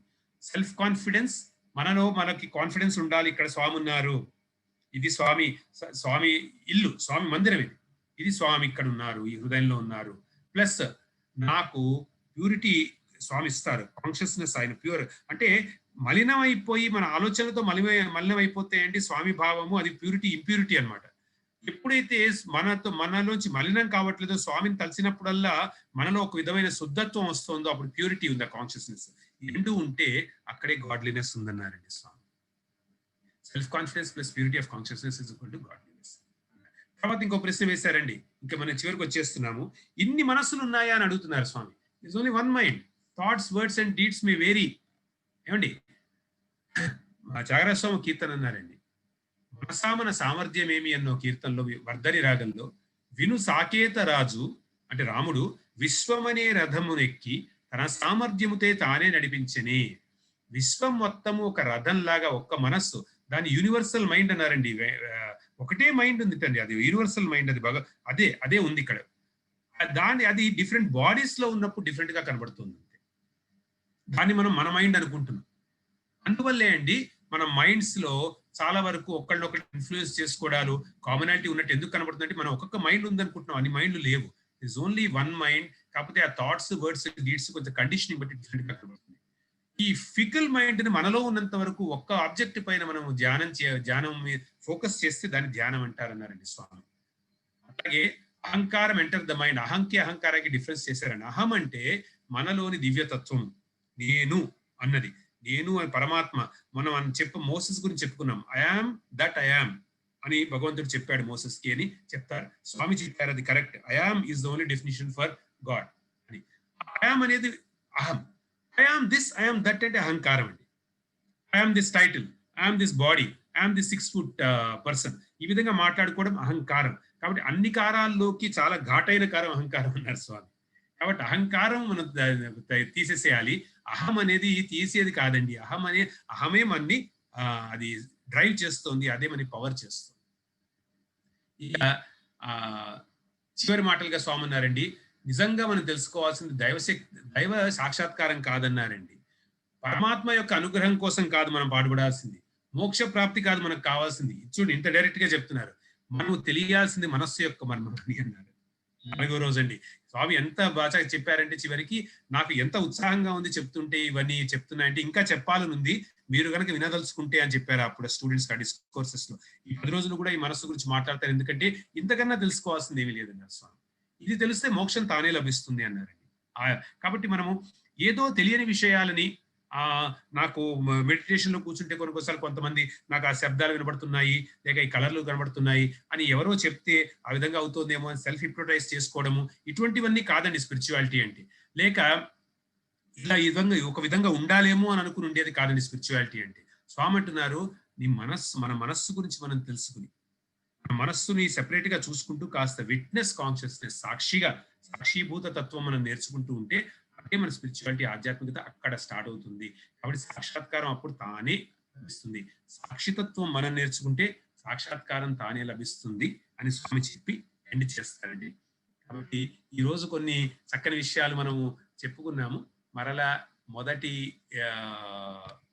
పోయం, తామసంబు విడక తత్వంబు ఎటుకుదురు, రాజసంబు విడక రాదు రక్తి, సాత్వికంబే భక్తి సాధనంబగుదయ్య, ఉన్న మాట తెలుపుచున్న మాట అన్న మాట మళ్ళీ ఒకసారి మనం చెప్పుకుంటూ ఇక ఈ రోజు ఏమైనా షేర్ చేయాల్సిందంటే వాళ్ళు చేయొచ్చు.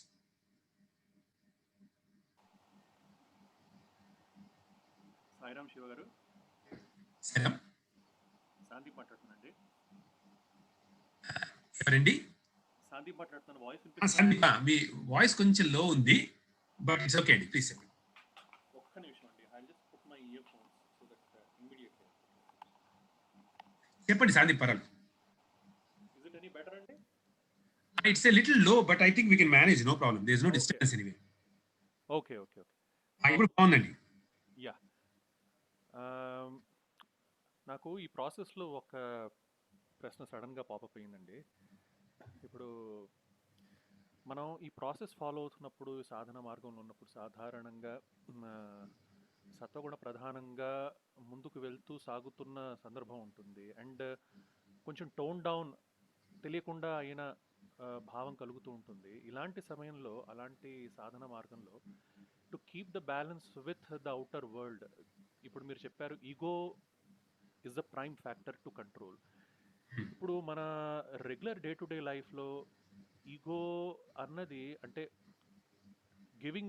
టెలింగ్ అబౌట్ అవర్ సెల్స్, మన ప్రొఫైల్ కానీ, మన గురించి మనం చేసిన అచీవ్మెంట్స్ కానీ, ఇవన్నీ చెప్పుకునే సందర్భం వచ్చినప్పుడు సాధారణంగా ఈగో అన్న టూల్ అనేది వాడాల్సి వస్తుంది. So but at the same time మనం ఇది చేస్తున్నది కరెక్టేనా, ఇక్కడ మనం ఈగోతో వ్యవహరిస్తున్నామా అన్న ప్రశ్న కూడా మనకు కలిగే అవకాశం ఉంటుంది. So to be on a bottom line, ఇదం బ్రాహ్మం ఇదం క్షాత్రం అన్న ఒక పాలసీ అన్నది మనం డే టు డే లైఫ్లో ఎలా ఫాలో అవ్వచ్చు? Is there any simple sutra for this?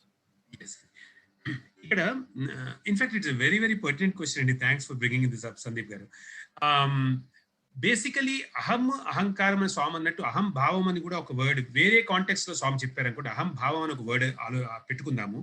దీన్ని ఇంగ్లీష్ లో మనం చెప్పుకోవాలంటే అహం is basically our identity which is a source అన్నమాట. అహంకారం is the wrong identity that we normally take, but it is still okay because it's a temporary thing. But అహం భావం is arrogance. ఈ మూడు చెప్పుకుందామండి. ఇప్పుడు మోస్ట్లీ మీరు చెప్పినవి ఏంటంటే, ఒకవేళ కనుక నేను అంటే నన్ను నేను ఇంట్రడ్యూస్ చేసుకోవడము, నేను చేసిన పనులు ఏమన్నా చెప్పుకోవడం, నా రెజ్యూమే చెప్పడం లాంటివి నేను అహంకారంలోనే పెడతాను కానీ అహం భావంలో చెప్పను. అహం భావం అంటే ఇది ఇటువైపు ఇంకొక ఎక్స్ట్రీమ్. ఈ ఎక్స్ట్రీమ్ ఏంటంటే అండి, ఏదన్నా సిచ్యువేషన్ ఇప్పుడు చూడండి, కొన్నిసార్లు మనం కొంతమంది మాట్లాడుతూ వేరే వాళ్ళతో చెప్పాలంటే, ఇప్పుడు నాకు for example APJ Abdul Kalam గారు నాకు ఎప్పుడో కలిశారు, లేకపోతే నాతో మాట అన్నారు, కాల్ చేశారు అనేది చెప్పాలి. కాబట్టి ఎటువంటి మాటల ద్వారా మెల్లిగా స్లిప్ చేసి ఆ మాట నేను డ్రాప్ చేయాలని ఆలోచిస్తూ వెయిట్ చేస్తూ ఉంటా. ఎందుకంటే ఓహో అబ్దుల్ కలాం గారితో నాకు ఒక ఉంది అని, ఎందుకంటే అబ్దుల్ కలాం గారితో నాకు అసోసియేషన్ ఉంది అని చెప్పడం వల్ల నా కాయినేజ్, నా మైలేజ్ పెరుగుతుంది. ఇది అహం భావం అండి. This is different from ahankaram, which is a realistic factual statement about what has happened to you or what you have done. So I hope I made it clear there, Andy. Aham bhavam is always trying to talk about itself and then exaggerate where possible, or use the slightest opportunity to slip itself, saying that this is so it's all I-centered. Ahankaram definitely is a wrong identity only from a spiritual point of view, but from a worldly point of view that is quite okay. There are times when we have to talk about it, and we can talk about it. But as a spiritual aspirant, our journey is always from ahankaram towards aham. That's what we can say. Okay, thank you.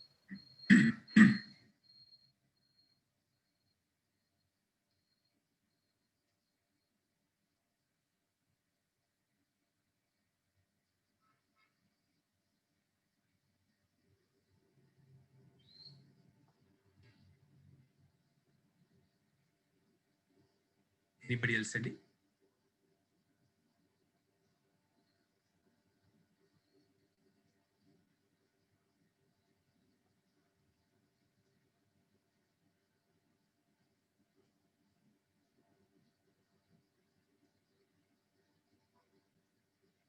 So ఈరోజు మనకి ఒక 5-10 minutes ఉంది కాబట్టి, ఏమి ఇంకా questions లేవు కాబట్టి నేను ఏం చేస్తానంటే అండి, ఒక్కసారి నేను అది మీకు చూపించడం మర్చిపోయానంటే దానిపైన మనకి టైం ఎక్కువ దొరకలేదు.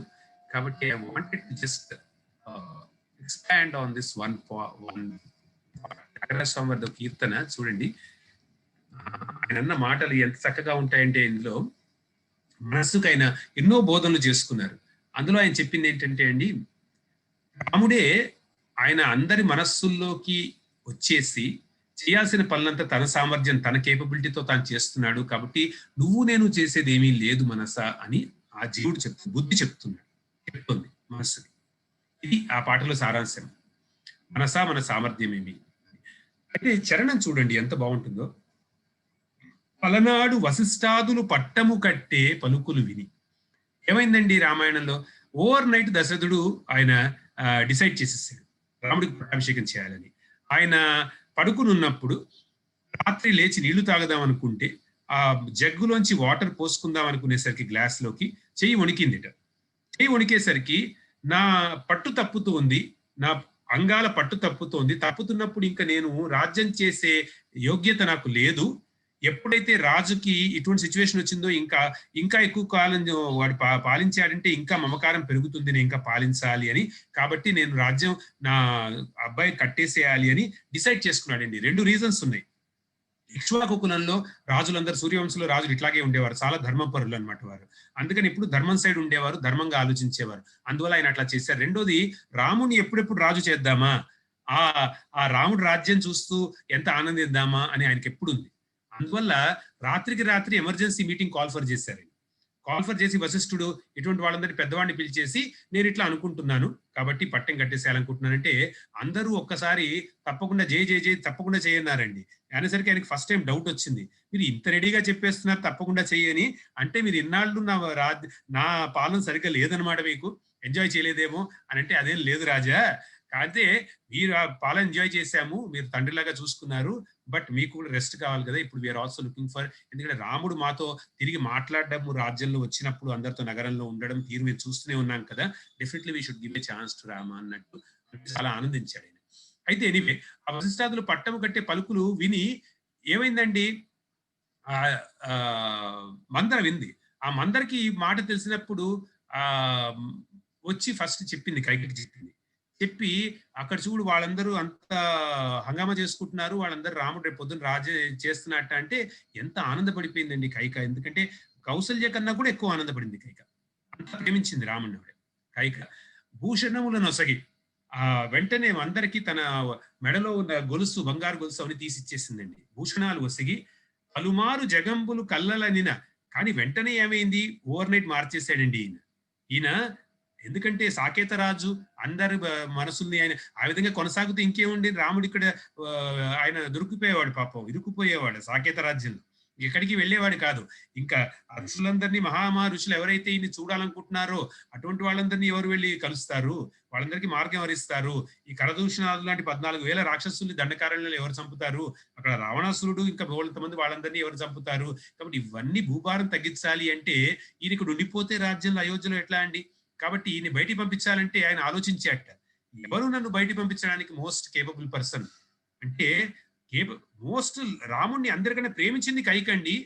ఒకటి సాధించాలి అంటే అందరికన్నా కూడా అంత పవర్ఫుల్ గా చెప్పగలిగింది కూడా కైకే. అంత ప్రేమించింది కాబట్టి రాముని పంపించగలిగిందండి. ఇది స్వామి క్లారిఫై చేశారు. ఒక డిస్కోర్స్ లో స్వామి చెప్పారు, ఇది ఎక్కడా కూడా రాయలేదండి. స్వామి చెప్పారు ఏంటంటే, రాముడు ఈ విషయం తెలియంగానే ఆయన చెప్పాట, దగ్గరికి వెళ్ళాట. ఫస్ట్ దగ్గరికి వెళ్ళి ఆయన అన్నట్ట, అమ్మ నేనంటే నీకు ప్రేమేనా అని అడిగాట. అనేసరికి డౌట్ ఎందుకని అడిగింది అంటే, నా కోసం ఏమైనా చేస్తావా అన్నట్టండి. అంటే తప్పకుండా చేస్తాను అందిటది కైక. అంటే అయితే ఏం లేదు, నువ్వు నన్ను రేపు పొద్దున్న ఈ 2 వరాలు నువ్వు కోరుకోవాలి, నువ్వు నన్ను పంపించేసేయాలి, నువ్వు భరతుడిని రాజ్యం కట్టగండి.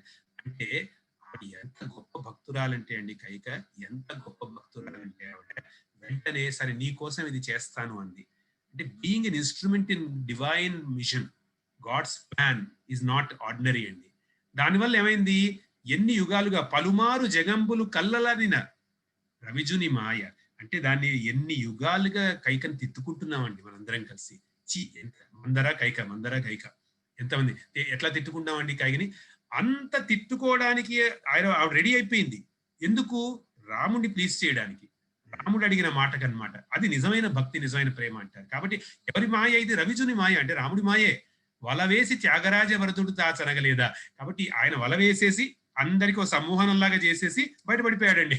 మాయ చేసేసాడు, బయటపడిపోయి వెళ్ళిపోయాడు. అందరూ అట్లా నోళ్ళు వెళ్ళగట్టుకుని చూస్తున్నారు అయోధ్యలో, ఏం జరిగిందో తెలియదు, ఏమనుకున్నారు, ఏం జరిగింది, అట్లా వెళ్ళిపోయాడు. కాబట్టి మనసా ఇంత ఈ ప్రపంచంలో ఏదో చేసేస్తున్నాము అనుకోకుండా సడన్ గా నేను ఇట్లా చేయడం వల్ల ఈ దుఃఖం వచ్చింది, లేకుండా నేను చేయడం వల్ల ఈ సుఖం వచ్చేసింది, ఇవన్నీ నీ ఆలోచనలు, నువ్వు అనుకునే తప్పు మాటలే తప్ప నిజంగా ఈ విధంగా లేదయ్యా, నిజంగా it's always his plan, his idea అని చెప్పారండి. కాబట్టి this is something that I wanted to just share. That's interesting thought. ఎవరైనా ఇంకా దాని గురించి రెస్పాండ్ చేయాలనుకుంటే, రియాక్ట్ చేయాలనుకుంటే చెయ్యొచ్చు. Otherwise I think we're good to stop.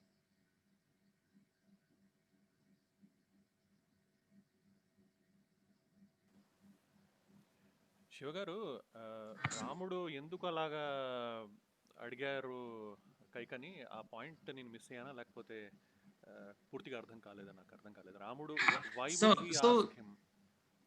స్వామి అన్నారండి, ఆ, స్వామి అన్నారండి, యాక్చువల్లీ భగవంతుడికి ఎవరు ఎక్కువ సరెండర్ చేశారు, ఎవరు ఎక్కువ తమ హృదయాన్ని ఇచ్చారు, అటువంటి వారితో లిబర్టీస్ ఎక్కువ తీసుకుంటాడు. ఇది చాలా ముఖ్యమైన మాట మనము చెప్పుకోవాల్సింది. ఎవరు భగవంతుడికి తమ హృదయాన్ని అర్పించేస్తారో అటువంటి వాళ్ళతో భగవంతుడు లిబర్టీస్ ఎక్కువ తీసుకుంటాడు. మన ఈగోని ఇంకా పెట్టుకుని కొంచెం దూరంగా ఉంటూ నేను వేరు భగవంతుడు వేరు అని ఉంటే లిబర్టీ ఎక్కువ తీసుకోడండి. ఆయన వెయిట్ చేస్తారు ఇచ్చేంత వరకు. సాక్షాత్కరించవచ్చు, ఆయన మనకు ఆశీర్వాదాలు ఇవ్వచ్చు, అన్ని చెయ్యొచ్చు. కాకపోతే మనము సరెండర్ లేదు కాబట్టి మన్ని వాడుకోవడానికి ఆయన మిషన్లు, ఆయన ఉద్యమంలో మనని వాడుకోవడానికి ఆయన ఒక్కసారి సంకోచిస్తాడు. ఆయన కొంత ఆలోచిస్తాడు, ఓహో రెడీగా ఉన్నావా లేదా అని. ఎందుకంటే రెడీనెస్ లేకపోతే, డిజర్వ్డ్నెస్ లేకపోతే కనుక ఆయన ఉపయోగించరు. మన్ని డిజర్వ్డ్నెస్ కావాలి. ఆ డిజర్వ్డ్నెస్ ఉంటే కనుక వెంటనే ఏమైనా ఆయన అడుగుతారండి, ఏమైనా చేస్తారు. అట్లా అడిగారు ఆవిడ కైకని, ఎందుకంటే అంత గొప్ప భక్తురాలండి. She was no order. మనం ఆవిడ క్యారెక్టర్ చూస్తే రామాయణంలో అర్థమవుతుందండి. ఆవిడ దశరథుడిని ప్రేమించింది. ఆ దశరథుడితో పాటు శంబరాసురుడి మీదకి రాక్షసుడి మీదకి యుద్ధానికి వెళ్ళినప్పుడు దశరథుడు ఆ చక్రం మేకు ఊడొచ్చేస్తే ఆవిడ ఇంకా చాలా పడుచు, అప్పుడు పెళ్ళై వచ్చిన కొత్తల్లో ఆవిడ ఆ మేకు ప్లేస్ లో ఆ రథం నడవాలి, చక్రం ఊడితే కనుక దశరథుడు నేల కూల్తాడని ఆ చక్రం ప్లేస్ లో, ఆ చిల్లు ప్లేస్ లో తన వేలు పెట్టి నడిపించిందండి ఆ రథాన్ని. అందువల్లే 2 వరాలు కోరుకోమన్నాడు, ఇచ్చాడు దశరథుడు. అంటే ఎంత గొప్ప స్త్రీ ఆవిడ చూడండి. ఆవిడ మామూలు వ్యక్తి కాదు ఆవిడ. అంటే she's ready to sacrifice her self for the person she loves. Not just Rama అని కాదు, మొదట దశరథుడికి ఆ విధంగానే చేసింది ఆవిడ, తర్వాత రాముడిని కూడా అంతగా ప్రేమించింది ఆవిడ. అందువల్లే రాముడు ఆవిడని ఒక సుమిత్రని, ఒక కౌసల్యని ఆవిడ సెలెక్ట్ చేసుకోలేదండి. ఇంకోటి ఆధ్యాత్మిక పరంగా చూస్తే ఏంటంటే, కౌసల్య ఆవిడ సత్వగుణము, సుమిత్ర తమోగుణము, కైక రజోగుణము. కాబట్టి ఈ ఉద్యమంలో ఎప్పుడైతే ఒక యాక్షన్ రావాలో, ఒక అప్హీవల్ రావాలో, ఒక డిస్టర్బెన్స్ వచ్చి రాముడు తన స్టేజ్ సడన్ గా సీన్ మొత్తం మార్చేసేయాలి. ఆయన మార్చాలనుకున్నప్పుడు రాజసికం యూజ్ చేశాడు తత్వాన్ని. అందుకని కైకని పురుగొల్పాడు తప్ప ఒక సుమిత్ర వల్ల కాదు. సుమిత్ర జ్ఞాని, ఆవిడ ఎందులోనూ రాదండి. ఆవిడ ఎక్కడున్నా పర్వాలేదు, లక్ష్మణ నువ్వు వెళ్ళు, your more happier with Rama అని పంపించేసింది ఆవిడ. షీఈ్ అ జ్ఞాని. కౌసల్య సత్వగుణం. ఆవిడ హస్బెండ్ ని ఇంత చేసినా కూడా హస్బెండ్ ని స్టిల్ ఆవిడ ఫాలో చేసింది, దశరథుడిని ఫాలో చేసింది. దశరథుడు అంది ఆవిడ సత్వగుణం. ఆవిడ కైక ఒక్కతే షీఈ్ ద రజోగుణం that was required actually for the drama to really fructify. అందువల్ల రాముడు చూడండి, ఆయన సెలెక్ట్ చేసుకునే క్యారెక్టర్స్ ఎప్పుడు కూడా ఆయన పర్ఫెక్ట్ గా సెలెక్ట్ చేసుకుంటారు. అందువల్ల ఆయన గేమ్ ఎప్పుడు పర్ఫెక్ట్ అంటారు. So that's what I feel Sandeep గారు. అంటే మీరు అనేది ఏంటంటే రాముడు ఆ క్షణంలో ఈ డ్రామా నడవాలి, నేనే నడిపించాలి, నేనే నడిపించే వాణ్ణి అన్న భావంతో అడగడం జరిగిందా అంటారా? అవును, అదే చారస్వామి రాశారు. విను సాకేతరాజు విశ్వమను, ఆయన రవిజుని మాయ అని రాశారు చూడండి. అంటే రాముడు మాయ వల్లే అని రాస్తున్నారు. ఎందుకంటే త్యాగరాజస్వామి చూసిన విధానము, మనం చూసే విధానం కూడా ఏంటంటే, రాముడు అంటే పరబ్రహ్మ, రాముడు అంటే ఒక మానవుడు అని కాదు. రామాయణాన్ని మనం ఒక కథలాగా, ఒక ఎపిక్ లాగా, ఇతిహాసంలాగా చూస్తే రాముడు మానవుడు అంటే అప్పుడు ఇవన్నీ మళ్ళీ డిబేటబుల్ అవుతాయి. కాబట్టి రాముని మానవుడిలాగా అట్లా చూడట్లేదండి. భక్తిలో అట్లా చూడరు, ఇతిహాసంలాగా చూడరు. భక్తి మార్గం ఏమిటి అంటే రాముడు పరబ్రహ్మ. అందుకనే శ్రీరామ పరబ్రహ్మణే నమః అంటారు. పరబ్రహ్మ కాబట్టి ఆయన ఆ విధంగా అన్ని కూడా ఆయన ఇన్ఫాక్ట్ మీరు రామకథ రసవాహిని చదివారంటే సందీప్, చాలా మంది చదువుంటారు. క్లియర్ గా రాముడు ప్రతి సిచ్యువేషన్ లోనూ స్వామి ఆ విధంగానే రాశారు. ఏంటంటే ఒకవేళ ఫర్ ఎగ్జాంపుల్ మాయలేడి వచ్చే ముందర మాయలేడి రావణాసుడు వచ్చి పక్కన పార్క్ చేశారని యాక్చువల్లీ లక్ష్మణుణ్ణి ఏవో తీసుకురమ్మని చెప్పి బయటికి పంపించింది రాముడు సీత. ఎందుకంటే రాముడు సీత మాట్లాడుకోవాలని. అప్పుడు రాముడు చెప్తాడండి సీతతో, నువ్వు నీ దివ్య స్వరూపాన్ని నువ్వు తీసేసేయి అని, మాయాసీతగా నువ్వు ఉండు, ఎందుకంటే ఇప్పుడు ఇట్లా అవ్వాలి, వాడొస్తాడు అని వాళ్ళు కూడా బలుక్కుని, ఈ విషయం లక్ష్మణుడికి కూడా తెలియకుండా ఉంచాలి అని వాళ్ళిద్దరు మాట్లాడుకుని తర్వాత నాటకం స్టార్ట్ చేస్తారు. ఇది రామకథ రసవాహినిలో స్వామి క్లియర్ గా రాశారు. కాబట్టి సర్వం తెలిసి నాటకం ఆడిన వాడే రాముడు, లీలా నాటక సూత్రధారి.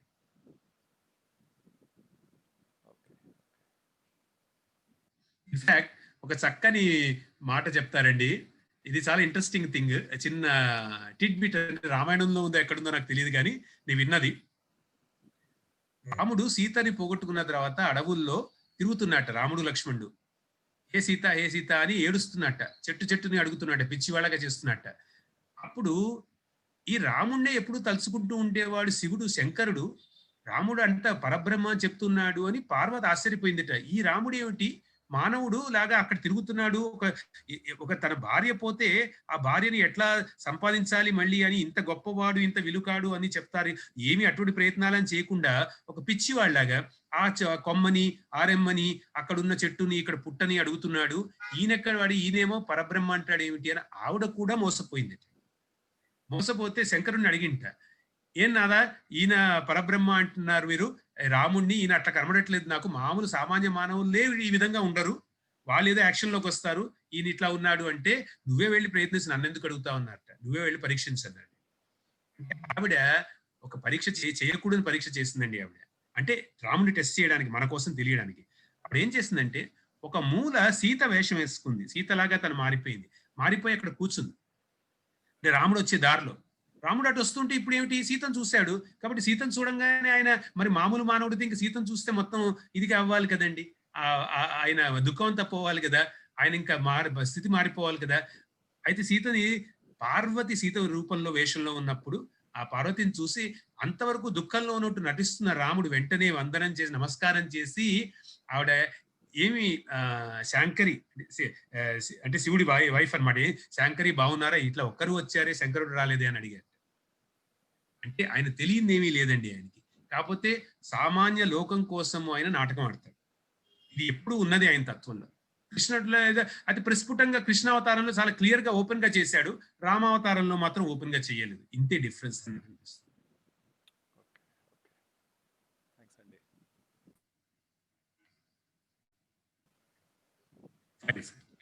మనకి ఇక్కడ ఎండ్ చేసుకుందామండి, మళ్ళీ రేపు కలిసి రేపు మాట్లాడుకుందాము.